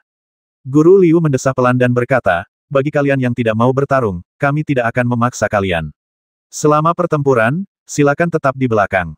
Master Sugu juga berkata, rekan-rekan Taois, silakan kembali. Pasukan Ibel telah berkumpul di Gurun Gobi dekat penghalang tanda langit. Sementara itu, pasukan lurus kita juga berkumpul di sini. Pertempuran besar akan segera dimulai. Pertempuran ini tidak hanya menyangkut reputasi dan kemakmuran sekte-sekte utama kita, tetapi juga nasib semua orang dan nyawa yang tak terhitung jumlahnya. Kita memiliki tanggung jawab yang berat dan tidak boleh gagal. Kita telah berkultivasi selama ratusan tahun, melewati banyak kesulitan untuk mengembangkan kekuatan magis kita. Namun, selain bertarung satu sama lain, kita jarang memiliki kesempatan untuk menggunakannya. Pertempuran antara kebaikan dan kejahatan ini adalah kesempatan kita untuk menunjukkan kemampuan kita sepenuhnya. Baik demi kebaikan dunia maupun demi ketenaran, kita harus berjuang sekuat tenaga agar kita dapat memiliki hati nurani yang bersih. Di suatu tempat di prefektur Fengzhou, di samping Gurun Gobi yang tandus, terbentang sebuah lembah hijau yang membentang puluhan hektar. Di dalamnya terdapat mata air, yang bersumber dari bawah tanah, mengalir sepanjang tahun, menyuburkan tanah di sekitarnya dan menambahkan sentuhan hijau pada Gurun Gobi. Sekitar 1.000 manusia tinggal di lembah hijau ini, bertani dan bekerja, membentuk desa yang mandiri dan relatif tertutup. Suatu hari, 7 atau 8 petani sedang mengairi sawah terasering mereka di tengah gunung. Di sela-sela kegiatan, mereka berjongkok di tepi sawah, berkumpul, merokok pipa, dan mengobrol tentang berbagai urusan desa, mulai dari hal-hal kecil seperti anak siapa yang sudah dewasa dan sedang mencari istri hingga sapi siapa yang baru saja melahirkan. Seorang pemuda, baru berusia 20-an, tiba-tiba menyebutkan keinginannya untuk melihat dunia di luar Green Valley, yang disambut tawa terbahak-bahak. Para petani tua ini, yang masing-masing pernah muda, memiliki pemikiran serupa. Namun seiring berjalannya waktu dan mereka bertambah tua, pemikiran itu semakin terpendam. Jika mereka membicarakannya, mereka akan diejek oleh penduduk desa di sekitarnya. Menurut saya, di mana-mana sama saja. Tanaman tumbuh tidak jatuh dari langit.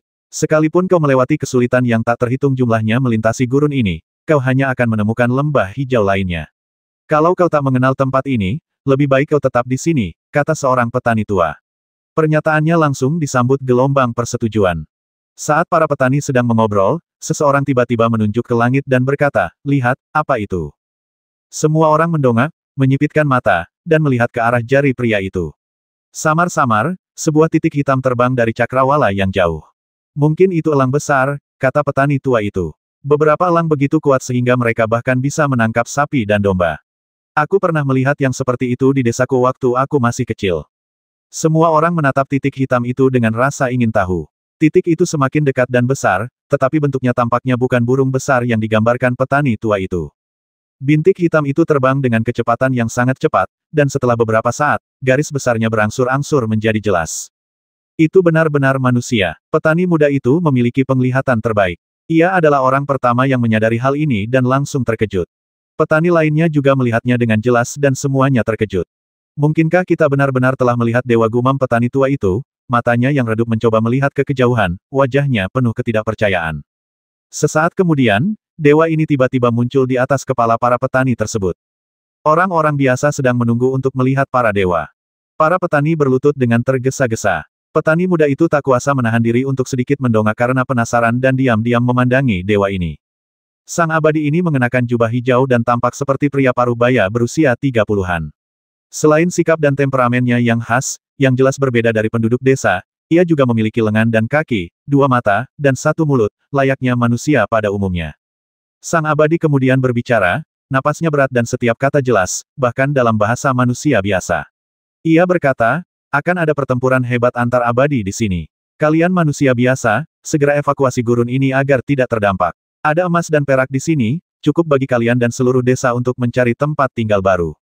Sambil berbicara, sang abadi melambaikan lengan bajunya, dan tiba-tiba kilatan cahaya keemasan dan perak muncul di udara. Titik-titik cahaya ini jatuh ke langit dan bumi di depan para petani dan berubah menjadi batangan emas dan perak. Petani muda itu terkesima. Ia melihat dengan jelas bahwa sang dewa awalnya tidak memegang emas dan perak di tangannya, tetapi dengan lambaian tangannya, ia dapat langsung menyulap sejumlah besar emas dan perak. Bukankah ini metode ajaib mengubah emas dan perak yang hanya ada dalam mitos kuno? Setelah meninggalkan emas dan perak, sang abadi terbang tinggi ke langit lagi dan berangsur-angsur menghilang. Tuhan, kumohon Ting Mahadewa, kata petani muda itu dengan berani, aku juga ingin mempraktikkan sihir semacam ini, kumohon terimalah aku sebagai muridmu. Sambil berbicara, dia mulai bersujud kepada dewa. Sang abadi berbalik di udara, tersenyum tipis, dan berkata, untuk mencapai keabadian, takdir sangatlah penting. Ada sekte yang mengembangkan keabadian lebih dari 1000 mil di selatan sini. Jika kau benar-benar mengabdi pada keabadian, kau mungkin ingin mencoba peruntunganmu di sana, tetapi peluangnya kecil. Terima kasih atas bimbinganmu, Tuhan. Petani muda itu mengucapkan terima kasih dengan gembira. Para petani mendongak dan menyaksikan kepergian sang dewi. Lalu, mereka tiba-tiba menyadari sebuah titik hitam muncul di langit yang jauh. Dan ada lebih dari 1 titik hitam. Awalnya ada 7 atau 8, lalu semakin banyak, berdempetan, seolah-olah sekelompok besar burung migran terbang dari kejauhan. Dewa itu pun berhenti di udara, sambil menatap bintik-bintik hitam itu dengan tenang. Setelah beberapa saat, bintik hitam itu semakin dekat dan ternyata itu adalah kapal perang besar. Kapal-kapal perang ini, sebagian berukuran hingga 1000 kaki, melayang di udara, menempati hampir separuh langit, sebagian berukuran kecil, hingga 100 kaki, mengitari kapal-kapal perang itu bagaikan bintang-bintang yang mengelilingi bulan. Di kapal perang itu, ada sosok-sosok bayangan, jelas banyak orang di dalamnya. Beberapa bahkan melayang tepat di samping kapal perang, terbang di sampingnya. Mungkinkah para prajurit dan jenderal surgawi telah turun ke bumi, tanya petani tua itu terkejut. Menurut rumor, ada 100.000 prajurit dan jenderal surgawi di surga, dan sosok-sosok dalam kapal perang besar dan kecil yang terbang di atas kepala itu mungkin lebih dari 100.000. Bukan hanya sosok manusia saja, namun kemudian, ketika kapal-kapal perang meraung lewat, segala macam raungan binatang buas pun terdengar, dan monster-monster yang besar dan mengerikan juga ikut terbang bersama kapal-kapal perang itu. Di antara monster-monster ini, ada ular piton raksasa yang panjangnya puluhan kaki dengan mahkota berdaging di kepalanya, burung-burung besar dengan lebar rentangan sayap lebih dari 10 kaki, monster-monster raksasa berbentuk harimau dengan tubuh bersayap yang ditutupi sisik merah menyala, dan banteng hijau bertanduk satu sebesar gunung. Dewa yang memberi mereka emas dan perak juga terbang ke salah satu kapal perang kecil. Ia hanyalah salah satu dari ratusan ribu prajurit dan jenderal surgawi. Para prajurit dan jenderal surgawi itu dengan cepat terbang di atas kepala para petani, lalu berangsur-angsur berubah menjadi titik-titik hitam kecil dan akhirnya lenyap sepenuhnya, semuanya dalam waktu yang dibutuhkan untuk menghabiskan setengah bungkus rokok. Namun, pemandangan yang amat menggemparkan itu membuat para petani terdiam cukup lama. Setelah beberapa saat, petani tua itu bergumam, dengan begitu banyak prajurit dan jenderal surgawi yang dikirim, mungkinkah ibel dan monster yang menyebabkan masalah bagaimanapun, alasannya mungkin di luar pemahaman manusia biasa seperti kita. Karena para dewa telah memerintahkan kita untuk pergi, mari kita segera beritahu penduduk desa, berkemas, dan berangkat malam ini. Petani muda itu mengangguk, pikirannya bergema dengan kata-kata yang ditinggalkan oleh sang dewa sebelum dia pergi. Apakah benar-benar ada cara di dunia ini untuk mengubah manusia menjadi abadi? Prajurit dan jenderal surgawi ini tak lain adalah pasukan besar para kultivator yang dihimpun oleh pasukan saleh bangsa Middle Earth. Limuran termasuk di antara armada kapal perang ini. Saat ini, ia sedang duduk di sebuah kapal sepanjang 1000 kaki bersama para tetua kuil Sanxing, mengistirahatkan matanya. Armada terus bergerak maju semakin dalam ke Gurun Gobi. Namun, sejak memasuki Gurun Gobi, kecepatan kapal perang melambat secara signifikan, dan banyak pembudidaya abadi terbang berkeliling untuk menyelidiki. Tiba-tiba para pendeta di depan melaporkan bahwa mereka telah melihat pasukan setan. Mendengar ini, para tetua berdiri dan terbang keluar dari kapal perang, menatap ke depan. Limuran juga terbang tinggi ke langit bersama para tetua dan memandang ke kejauhan. Lebih dari 100 mil di depan, kapal-kapal perang hitam pekat yang tak terhitung jumlahnya samar-samar terlihat di langit. Di bawah kapal-kapal perang itu, berkilauan dengan cahaya ibel dan dipenuhi sosok-sosok, mereka jelas merupakan pasukan ibel, yang sudah membentuk formasi. Karena formasi yang terpisah, sulit untuk menentukan berapa banyak kultivator ibel yang telah berkumpul. Namun, dilihat dari tindakan pasukan ibel baru-baru ini, jumlah mereka tidak diragukan lagi cukup besar. Ayo kita susun formasi kita di sini untuk menghadapi musuh, perintah Guru Sugu kepada 3 dewa murni untuk mengumpulkan kerumunan. Ia juga menggerakkan bibirnya sedikit, tampaknya menggunakan bahasa rahasia untuk memberitahu para tetua agung sekte lainnya di kapal perang terdekat. Dengan kekuatan sihir murni seorang kultivator tahap akhir tubuh sejati, dia dapat mentransmisikan suara sejauh 1000 mil, belum lagi para tetua agung lainnya juga ada di pasukan ini. Mengikuti perintah beberapa biksu agung, kapal perang segala ukuran turun ke ketinggian rendah dan bertahan di udara tidak lebih dari 100 kaki tingginya. Tiba-tiba, terdengar ledakan suara genderang yang nyaring dari kapal perang utama di tengah kemudian, kapal perang itu mengeluarkan sinar cahaya spiritual yang besar, yang menghantam tanah di bawah kapal perang, yang seketika membuat tempat itu tak dapat dikenali lagi. Kalau saja ada formasi yang didirikan di sini oleh para pendeta setan sebelumnya, formasi itu pasti sudah muncul atau sudah hancur dan tidak ada lagi. Setelah itu, lapisan tirai cahaya spiritual muncul di kapal perang, melindungi area di sekitarnya sejauh ribuan kaki. Sekitar 3000 biksu terbang turun dari kapal perang. Masing-masing dari mereka memegang semacam bendera formasi atau plakat di tangan mereka, dan mulai membentuk formasi di tempat di bawah naungan tirai cahaya kapal perang. Orang-orang ini semua memiliki bakat langka dalam formasi. Dalam perang besar antara kebaikan dan kejahatan ini, satu-satunya misi mereka adalah mengatur dan mengendalikan formasi, tanpa harus menyerbu ke medan perang. Saat pasukan kebenaran membentuk formasi tempurnya, kapal perang ibel yang melayang di udara sejauh 100 mil secara bertahap mulai bergerak. Kapal-kapal perang ini terbang menuju pasukan yang saleh. Setelah terbang puluhan mil, mereka berhenti satu demi satu dan memancarkan cahaya ibel yang sangat tebal. Beberapa cahaya ajaib itu hanyalah sinar cahaya biasa, beberapa di antaranya berubah wujud menjadi naga ajaib raksasa atau binatang buas, masing-masing meraung dan menyerang para pendeta saleh yang tengah menyusun formasi. Tiba-tiba, terdengar raungan memekakkan telinga. Namun, cahaya ibel ini terhalang oleh tirai cahaya spiritual yang diaktifkan oleh kapal perang yang saleh dan tidak dapat menembusnya. Namun, tirai cahaya itu juga terguncang hebat akibat hantaman cahaya ajaib itu, dan beberapa tirai cahaya pun sudah goyang karena hantaman terus-menerus dari beberapa cahaya ajaib. Kapal perang dipimpin oleh beberapa kultivator tahap tubuh sejati, yang dipilih dari antara kerumunan. Menghadapi serangan gencar kapal perang ibel, mereka tetap tenang, memimpin kapal perang yang saleh untuk maju dan mundur, menghindari yang kuat dan menyerang yang lemah. Jika barisan depan kapal perang mulai kesulitan, barisan belakang akan segera maju untuk mengisi kekosongan, memungkinkan kapal perang lain untuk mengganti batu roh mereka dan melakukan penyesuaian kecil. Di bawah kapal perang, para biksu yang sedang menyusun formasi tempur juga sibuk dan gugup. Mereka tidak boleh melakukan kesalahan apapun dan harus berpacu dengan waktu. Pertarungan sengit dan berjangkauan luas antara kebaikan dan kejahatan telah resmi dimulai. Serangan kapal perang sihir semakin sengit, dan serangan cahaya sihir semakin terkonsentrasi. Hal ini niscaya menggandakan tekanan pada para tetua jalan lurus yang memimpin serangan dan pertahanan kapal perang. Sesaat kemudian, sebuah kapal perang baru saja melaju ke barisan depan ketika 7 atau 8 lampu ajaib melesat pada saat yang sama, memecahkan tirai cahaya di sekitar lambung kapal. Kapal perang di belakang tak mampu memberikan perlindungan. Menghadapi meriam cahaya sihir berkekuatan penuh yang ditembakkan oleh kapal perang ini, bahkan makhluk di tahap tubuh sejati pun tak berani menyerangnya secara langsung. Semua orang menyaksikan dengan tak berdaya saat kapal perang itu dihantam panah cahaya sihir, dan sebuah lubang selebar beberapa kaki menembus lambungnya. Para biksu di kapal segera melarikan diri, dan hanya ada sedikit korban.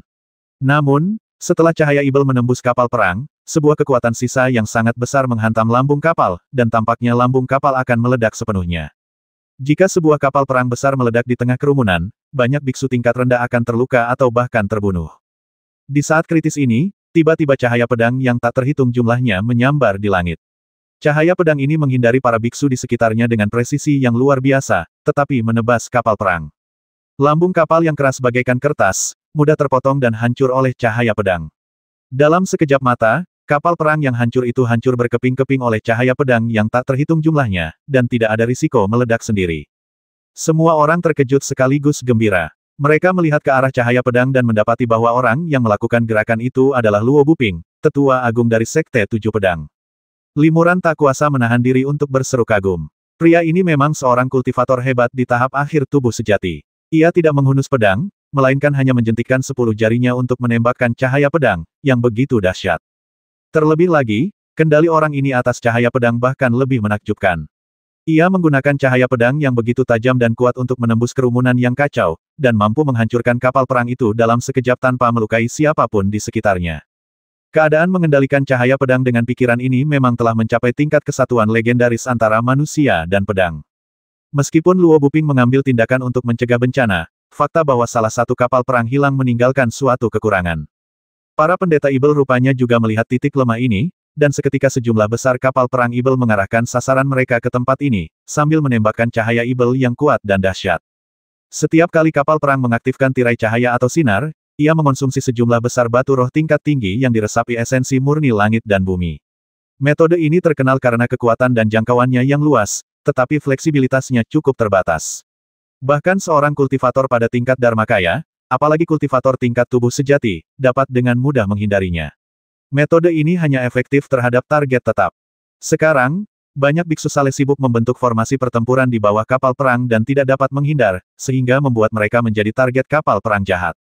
Di bawah serangan dahsyat kapal perang sihir, area ini sekali lagi menunjukkan tanda-tanda kehancuran. Meskipun tetua yang bertugas mengirimkan kapal perang telah mengerahkan sejumlah besar kapal perang untuk menjaga area ini, masih sulit untuk menahan serangan dahsyat sihir.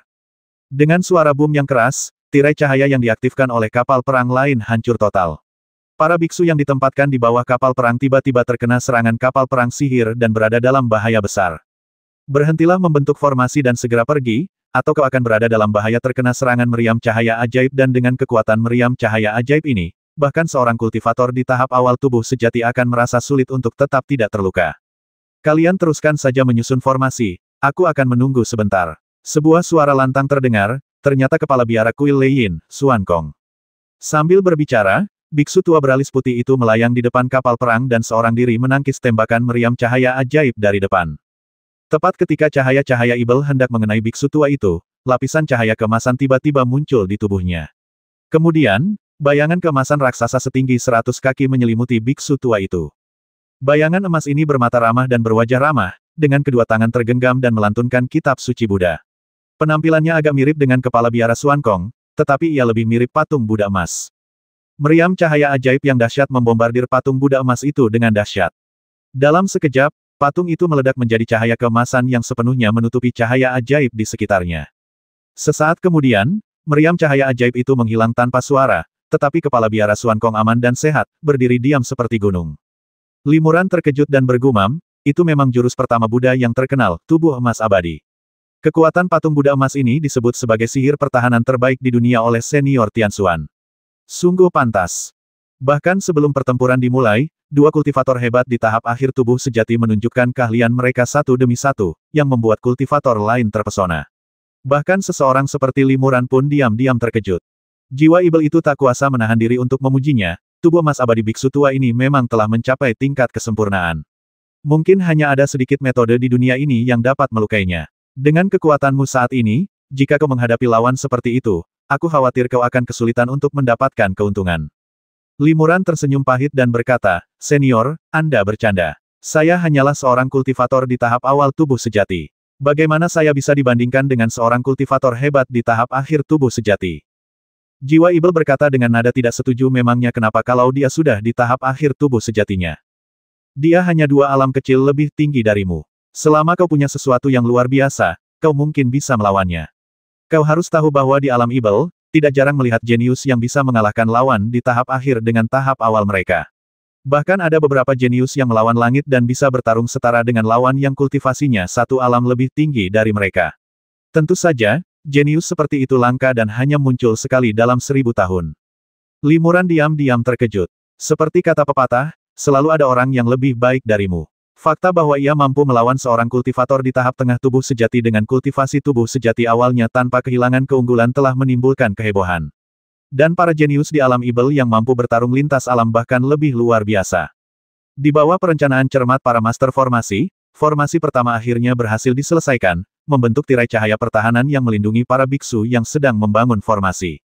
Segera setelah itu, satu demi satu formasi diselesaikan dan diaktifkan satu demi satu. Formasi-formasi ini saling terhubung, satu di dalam yang lain. Setelah formasi pertama selesai, sisanya akan menjadi jauh lebih mudah. Lebih lanjut, formasi-formasi tersebut saling terhubung, sehingga serangan terhadap satu formasi akan dialihkan ke formasi lainnya untuk berbagi beban. Limuran sangat terkesan dengan formasi susunan yang brilian ini. Sebagai perbandingan, formasi susunan yang dikuasainya jauh lebih sederhana, dan skalanya tidak dapat dibandingkan dengan susunan rantai ini. Melihat formasi rantai sudah mulai terbentuk, serangan kapal perang sihir tampaknya cukup lemah. Tidak lama kemudian, kapal perang ajaib itu mundur kembali ke pasukan sihir. Pasukan yang saling maju selangkah demi selangkah, membangun satu demi satu susunan sihir besar, dan sambil membangun perkemahan yang kokoh, mereka terus maju ke depan. Sebelum para kultivator tahap tubuh sejati dapat bergerak, Limuran perlahan maju bersama pasukan yang saleh. Tiba-tiba, sesosok merah menyala terbang di sampingnya. Itu adalah Ling Xuer dari Sekte Suling.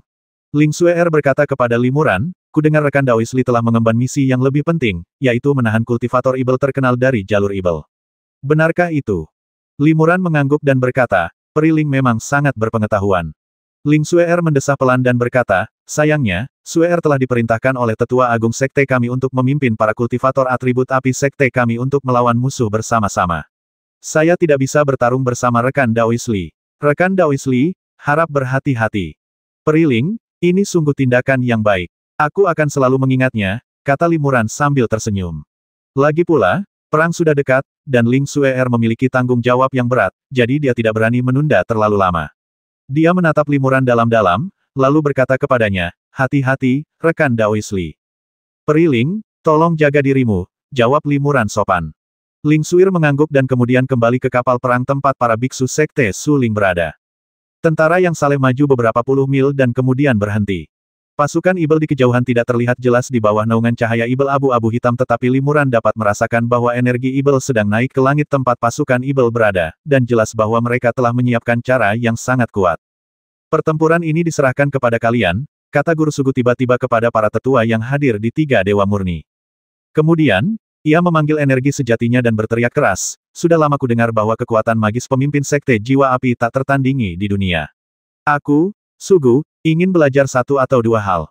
Sambil berbicara, dia terbang langsung ke langit dan muncul tinggi di udara di antara kedua pasukan. "Baiklah, aku akan mempelajari trik-trikmu yang ampuh dan berpengalaman." Sebuah suara berat terdengar dari pasukan kultivator ibel, lalu sesosok ibel besar di tahap akhir tubuh sejati datang menemui Master Sugu. Keduanya terbang tinggi ke langit pada saat yang sama dan menghilang di balik awan dalam sekejap mata. "Rekan Taois Helian dari Sekte Langit Ibel, beranikah kau mengambil pedangku selanjutnya?" Luo Buping, pemimpin Sekte Tujuh Pedang, juga melangkah maju dan menantang para kultivator ibel. "Lupakan satu pedang, bagaimana dengan ribuan atau puluhan ribu pedang?" Sebuah suara dingin terdengar, lalu seorang kultivator ibel tahap akhir tubuh asli terbang keluar untuk menerima tantangan Luo Buping. Sesaat kemudian, 5 biksu agung tahap akhir tubuh sejati dari jalan lurus dan 5 setan agung dari jalan jahat semuanya meninggalkan formasi dan terbang tinggi ke angkasa untuk bertarung sendirian. Tak lama kemudian, ledakan suara teredam terdengar dari atas, dan jelaslah bahwa seseorang tengah bertarung dengan sengit. Kekuatan para kultivator di tahap akhir tubuh sejati terlalu besar. Jika mereka menyerang kultivator tingkat rendah, mereka dapat dengan mudah menghabisi ratusan kultivator dalam satu serangan, menyebabkan kerugian yang sangat besar. Oleh karena itu, beberapa tetua agung dari jalur lurus telah memutuskan untuk secara pribadi mengambil tindakan untuk menahan beberapa ibel agung di tahap akhir tubuh sejati dari jalur ibel. Kebanyakan setan besar ini mempunyai ide serupa, jadi mereka siap menerima tantangannya. Setiap kultivator di tahap tubuh sejati akhir memiliki kekuatan magis yang luar biasa, sehingga pertarungan di antara mereka sulit untuk menentukan pemenangnya. Jika mereka bertekad bertarung sampai mati, mungkin pemenangnya bisa ditentukan dengan cepat. Namun, dalam pertempuran sebesar ini, kemenangan individu jarang menentukan hasil keseluruhan, jadi fokus utama seharusnya adalah pada pengendalian diri dan pertahanan diri. Dalam skenario ini, pertarungan bisa dengan mudah berlangsung 3 hari 3 malam tanpa pemenang yang jelas. Dengan kata lain, arah perang ini bergantung pada sisa biksu di kedua belah pihak. Ayo kita lakukan. Sebuah teriakan keras terdengar dari udara, suaranya bergema hingga ratusan mil. Itu adalah Sangguan Sue, tetua tubuh sejati tingkat menengah dari Sekte Tujuh Pedang. Mengikuti perintahnya, 7 tetua tahap tubuh sejati dari Sekte Tujuh Pedang, masing-masing memegang pedang, segera terbang ke depan pasukan yang saleh. 7 tetua menari dengan pedang mereka bersama-sama. Teknik pedang mereka berbeda, tetapi cahaya pedang terhubung menjadi satu. Jelas mereka sedang membentuk semacam formasi pedang. Sangguan Sue juga terbang ke sisi ke-7 tetua. Dengan lambaian lengan bajunya, sebuah pagoda yang indah terbang keluar dari lengan bajunya dan mendarat di tengah-tengah ke-7 tetua. Pagoda yang indah ini memiliki total 9 lantai. Berkat berkah formasi pedang di sekitarnya, ukuran pagoda tiba-tiba bertambah besar. Dalam sekejap, pagoda itu tumbuh setinggi lebih dari 100 kaki, bagaikan gunung kecil. Harta karun luar angkasa. Hati Li Muran tergerak saat melihat ini. Kalau tidak salah, pagoda ini pastilah harta karun luar angkasa. Benar saja, saat ke-7 tetua mengacungkan pedang mereka secara bersamaan, badan pagoda yang indah itu tiba-tiba berubah menjadi titik-titik cahaya spiritual dan hancur, memperlihatkan wujud sebenarnya dari bagian dalam pagoda. Di dalam pagoda, sebenarnya terdapat sebuah gunung pedang. Di gunung batu yang tidak terlalu tinggi ini, terdapat pedang-pedang yang tak terhitung jumlahnya yang tersusun rapat, banyak di antaranya bersinar terang, jelas merupakan senjata sihir tingkat tinggi dengan kualitas luar biasa. Makam pedang terkubur, kata Li Muran dalam hati, sekilas ia mengenali asal-usul Gunung Lingjian ini. Makam pedang adalah area terlarang yang terkenal di dalam Sekte Tujuh Pedang, dan merupakan situs berharga bagi sekte tersebut. Banyak kultivator Sekte Tujuh Pedang, sebelum wafat, memilih untuk mengubur pedang-pedang mereka di dalam Gunung Pedang Roh. Seiring waktu, gunung ini telah menjadi rumah bagi pedang-pedang berharga yang tak terhitung jumlahnya. Keahlian pedang seumur hidup seorang pendekar pedang menekankan kesatuan manusia dan pedang. Semakin erat hubungan antara manusia dan pedang, semakin menakjubkan gerakan pedang yang dapat dilepaskan. Secara umum, seorang pendekar pedang sejati berspesialisasi dalam satu pedang, melatihnya dari tingkat rendah hingga tingkat tinggi, terus meningkatkan kualitasnya dengan harta karun. Mereka tidak akan pernah mudah meninggalkan pedang kelahiran mereka demi pedang lain. Pedang yang dibudidayakan dengan cara ini memiliki tanda dari gurunya, sehingga sulit digunakan oleh orang lain bahkan setelah gurunya meninggal. Oleh karena itu, para pembudidaya pedang dari Sekte Tujuh Pedang biasanya tidak mewariskan pedang kelahiran mereka kepada generasi mendatang, melainkan menguburnya di makam pedang. Sekte Tujuh Pedang adalah sekte terdepan dalam jalur pedang di zaman kuno, yang telah melahirkan banyak kultivator pedang ternama. Sepanjang sejarah, banyak kultivator pedang telah mengubur pedang-pedang berharga mereka di dalam gundukan makam pedang, mengubahnya menjadi gunung pedang spiritual yang unik.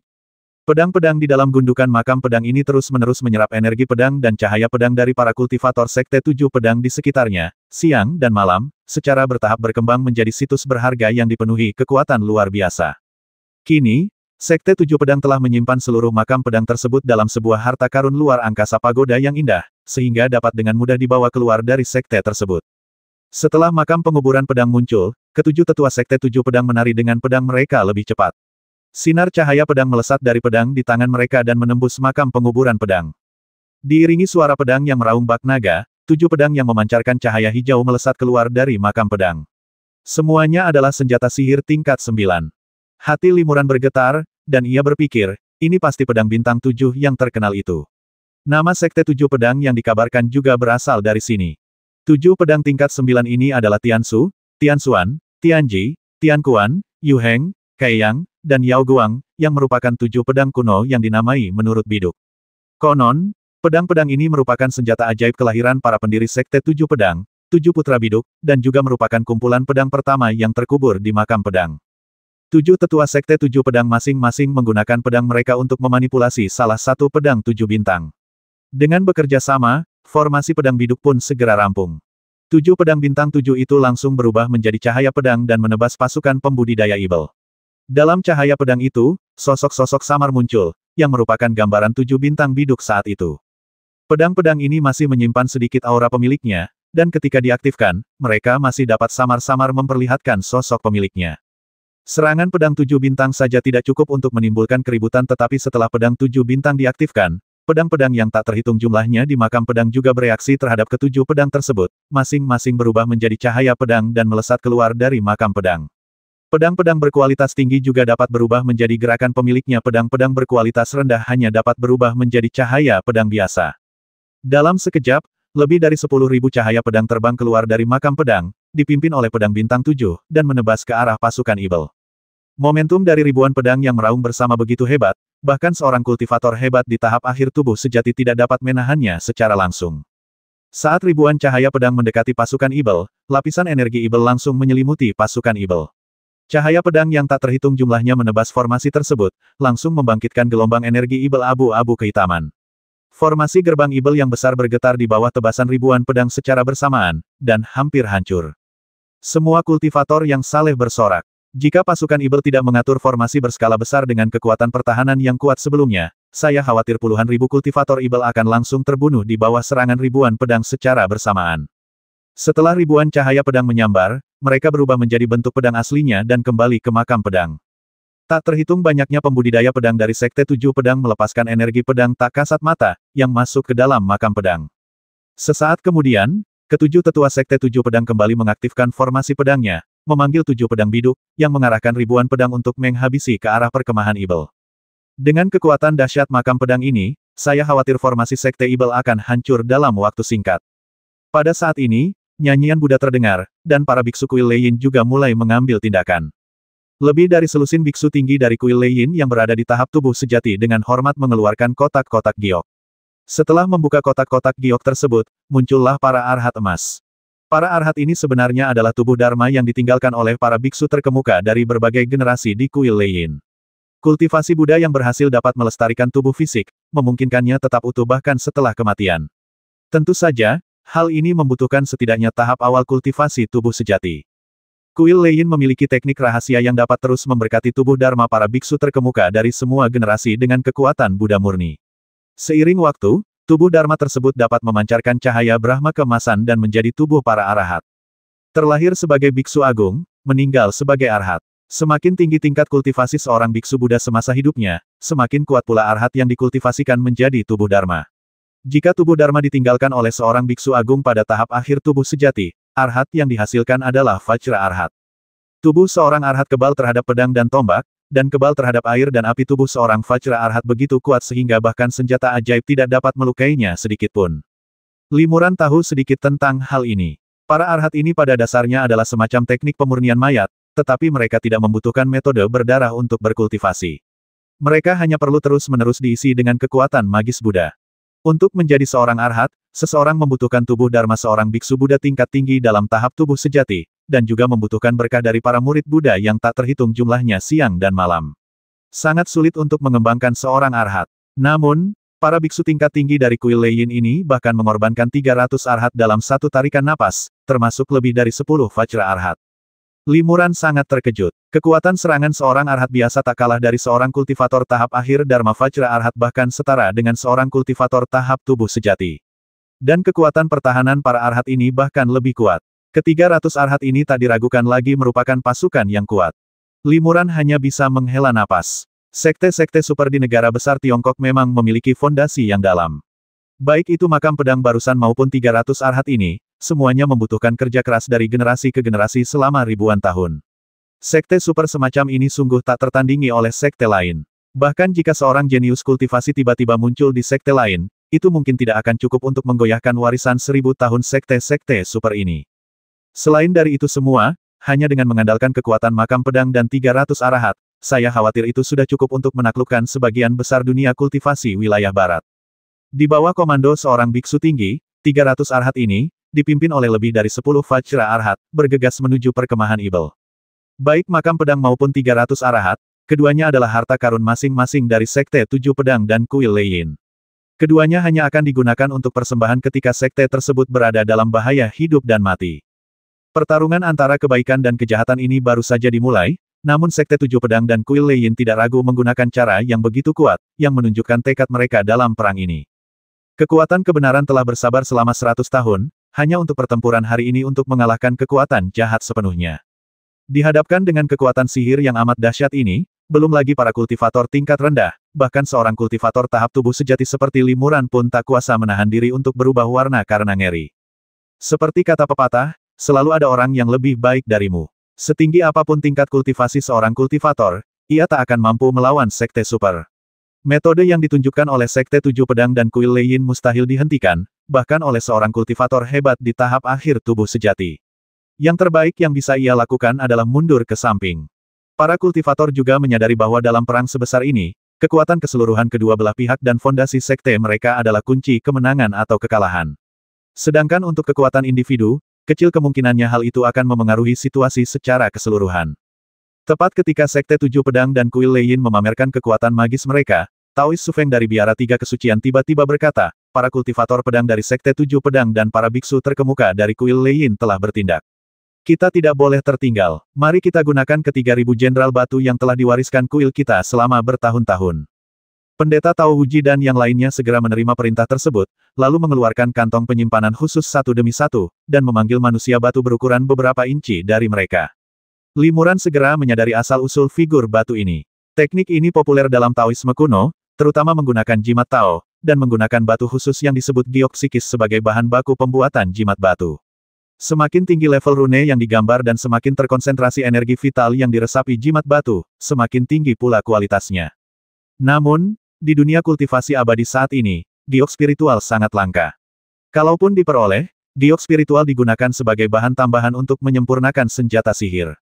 Tidak banyak orang yang mau menggunakannya untuk menyempurnakan jimat batu, dan seni menyempurnakan jimat batu hampir punah. Adik Li, kau ahli dalam seni jimat, dan kau pasti juga tahu cara mengaktifkan jimat batu.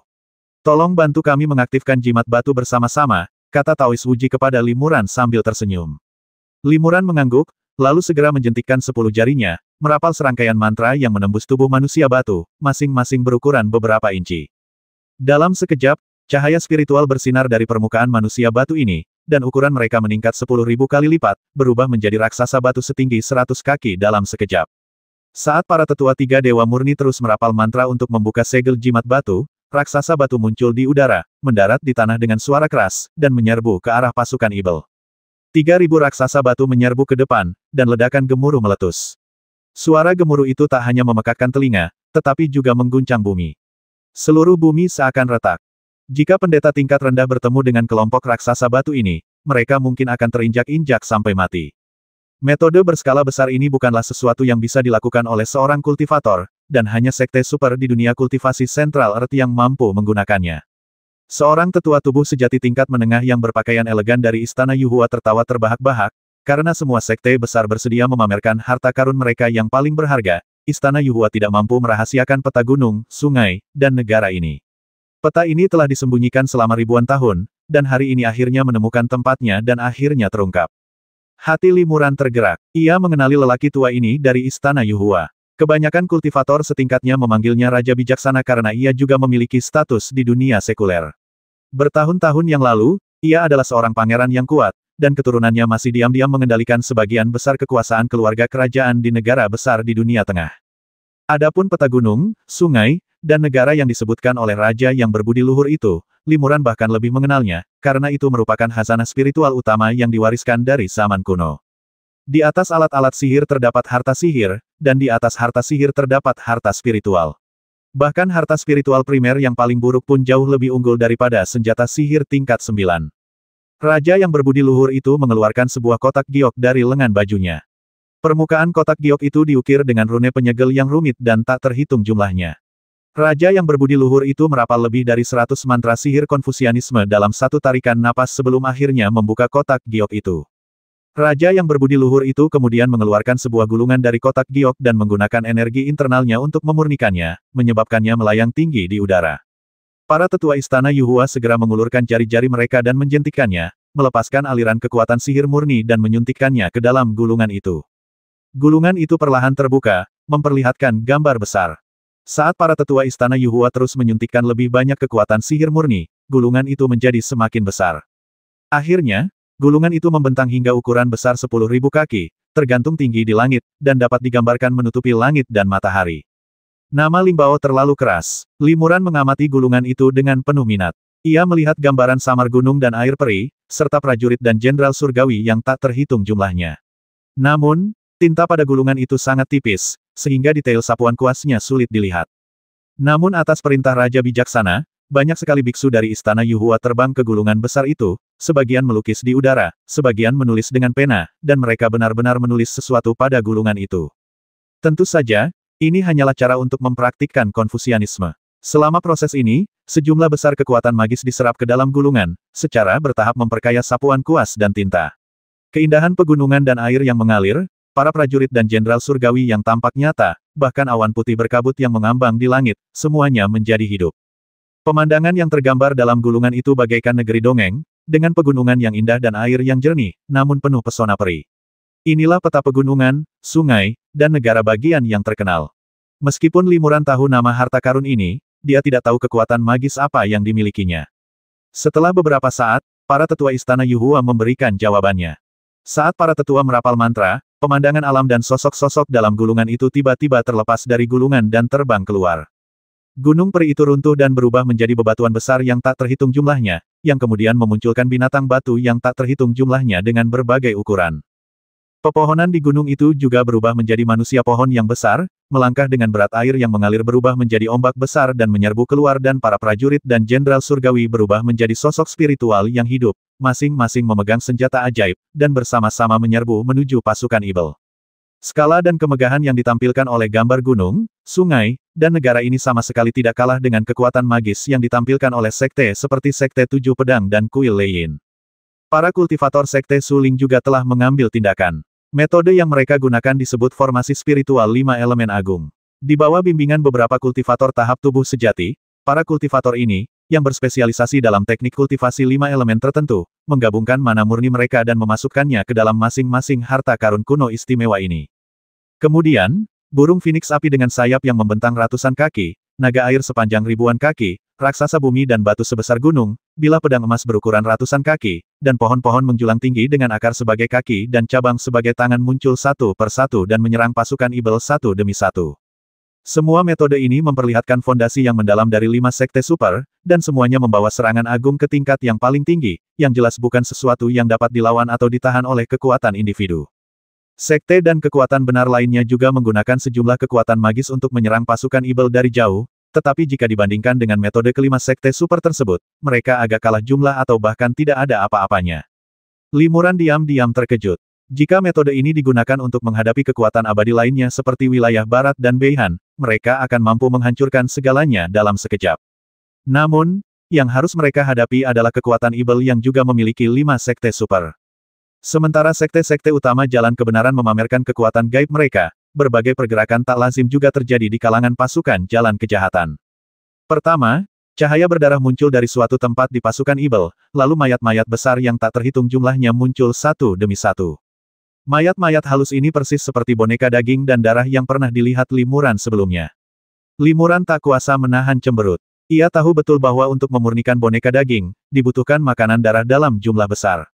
Bisa dikatakan bahwa di balik setiap boneka daging terdapat nyawa lebih dari 100 biksu.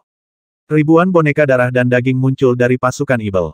Ini berarti setidaknya ratusan ribu kultivator tewas. Selain boneka-boneka darah dan daging ini, tiba-tiba terdengar suara hantu meratap dan jiwa melolong yang mengerikan dari pasukan pembudidaya Ibel. Kemudian, lebih dari selusin tetua sekte Herward melambaikan bendera segitiga abu-abu dan putih di tangan mereka, memanggil jiwa-jiwa abu-abu dan tembus pandang yang tak terhitung jumlahnya yang dipenuhi kebencian. Jiwa-jiwa pendendam ini diambil dan dimurnikan dari jiwa para pendeta atau manusia. Para tetua sekte Herward ini telah melepaskan tidak kurang dari 1 juta jiwa pendendam, yang berarti setidaknya 1 juta jiwa telah mati sebagai akibatnya. Limuran merasakan hawa dingin di hatinya dan bertanya kepada jiwa Ibel, "Senior, apakah para kultivator di alam Ibel juga merenggut ratusan ribu nyawa hanya untuk menyempurnakan kekuatan sihir yang kuat?" Jiwa Ibel mendesah pelan dan berkata, "Hal-hal seperti itu memang terjadi di alam Ibel. Belum lagi ratusan ribu, bahkan puluhan juta kota yang dibantai hanya untuk memurnikan satu harta ajaib, pernah terjadi sebelumnya. Namun, bagaimanapun juga, mereka hanyalah minoritas, dan tidak ditoleransi oleh mayoritas dunia kultivasi abadi. Beberapa kultivator Ibel dari alam bawah ini mengolah sihir mereka semata-mata demi kecepatan atau kekuatan magis yang lebih besar. Teknik mereka tidak sempurna, tetapi mereka sangat mahir dalam metode ekstrim ini. Ini sebenarnya hanya sebagian kecil dari seni sihir metode kejam serupa juga ada di alam spiritual. Hanya saja, aliran spiritual dominan seperti Taoisme, Konfusianisme, dan Buddhisme memiliki persyaratan yang lebih ketat untuk kondisi mental mereka sementara banyak seni Ibel mengandalkan pola pikir bebas, itulah sebabnya banyak kultivator Ibel bertindak sendiri dan melakukan tindakan ekstrim. Limuran mengangguk diam-diam. Ia juga pernah berlatih sihir dan tahu bahwa sihir itu sendiri bukanlah hal yang jahat tetapi memang ada beberapa metode aneh yang dapat dengan cepat meningkatkan kekuatan atau kultivasi seorang kultivator, dan pada saat yang sama juga akan memengaruhi pikirannya. Begitu ia tersesat, kemungkinan besar ia akan kehilangan sifat aslinya dan perlahan-lahan menjadi Ibel yang haus darah. Sebagai seorang kultivator unik yang mempraktikkan teknik spiritual dan Ibel, Limuran awalnya tidak terlalu mementingkan hasil pertempuran antara kebaikan dan kejahatan. Namun, setelah menyaksikan taktik yang digunakan oleh sekte-sekte Ibel, hatinya lebih condong ke arah kekuatan kebaikan. Tentu saja, ini juga karena posisinya sebagai tetua tamu di Kuil Sanxing, sebuah sekte yang saleh. Jiwa Ibel berkata, "Menurutku, jiwa-jiwa pendendam dan mayat-mayat halus ini adalah hasil akumulasi bertahun-tahun oleh berbagai sekte Ibel. Mereka bukanlah cara sementara yang disiapkan hanya demi perang antara kebaikan dan kejahatan ini. Metode-metode ini juga dianggap tidak lazim di dunia Ibel. Mereka bahkan tidak menyentuh esensi keterampilan Ibel dan tidak layak disebut. Jiwa-jiwa yang tak terhitung jumlahnya yang dizalimi dan boneka daging bertarung melawan 300 arhat, 3.000 manusia batu dan kekuatan gaib lainnya dalam suatu adegan yang sangat dahsyat. Namun, serangan sekte yang saleh itu terlalu kuat. Bahkan dengan bantuan formasi, jiwa-jiwa yang penuh dendam dan mayat-mayat halus ini hampir tidak dapat menahannya." Jiwa Ibel berkata dengan nada meremehkan, "Metode para kultivator saleh ini memang luar biasa. Namun, jika mereka bisa mendapatkan esensi dari kemampuan sihir mereka, mereka mungkin bisa menghadapi para kultivator Ibel dari alam bawah ini. Namun, mereka hanya berusaha menggunakan tipu daya dan gagal memahami esensinya, membuat mereka tak berguna." Pada saat ini, 13 api Ibel tiba-tiba melesat keluar dari pasukan pembudidaya Ibel, masing-masing dengan warna dan bentuk yang sedikit berbeda. Api Ibel ini berubah menjadi gagak api yang tak terhitung jumlahnya dengan berbagai ukuran, beberapa di antaranya menghadapi cahaya pedang yang tak terhitung jumlahnya, sementara yang lain menjerat manusia batu arhat. Begitu ke-13 api Ibel ini muncul, pasukan pembudidaya Ibel kembali menguasai situasi. Jiwa Ibel 13 api Ibel sedikit terkejut dan berkata, "Aku tak pernah menyangka ada orang di alam bawah yang bisa mengolah ke-13 jenis api Ibel satu persatu. Sungguh luar biasa. Inilah esensi sejati dari kemampuan Ibel." Setelah api Ibel muncul, udara hitam yang tak terhitung jumlahnya segera menyembur keluar dari pasukan Ibel, lalu berubah menjadi naga Ibel raksasa berkaki dua dengan sepasang sayap berdaging di punggung mereka. Naga-naga Ibel ini menerjang raksasa batu atau menuju Phoenix api dan naga air, hampir seperti aliran yang tak berujung. Pertarungan antara kebaikan dan kejahatan berlangsung sangat sengit, dan cara yang mereka peragakan sebagian besar berskala besar, megah, dan dahsyat. Meskipun pemandangannya megah dan intens, pertempuran antara kedua belah pihak saat ini hanyalah serangan jarak jauh. Terlebih lagi, kedua belah pihak dilindungi oleh formasi pertahanan yang kuat, sehingga untuk sementara waktu, hampir tidak ada kultivator di kedua belah pihak yang terluka. Namun, semua orang juga sangat jelas bahwa serangan skala besar ini hanya akan berlangsung untuk waktu yang terbatas. Setelah putaran serangan yang kuat ini, ketika formasi hampir habis dan kelemahannya terungkap, tibalah saatnya bagi kedua sekte baik dan jahat untuk bertempur dalam pertempuran berdarah. 590.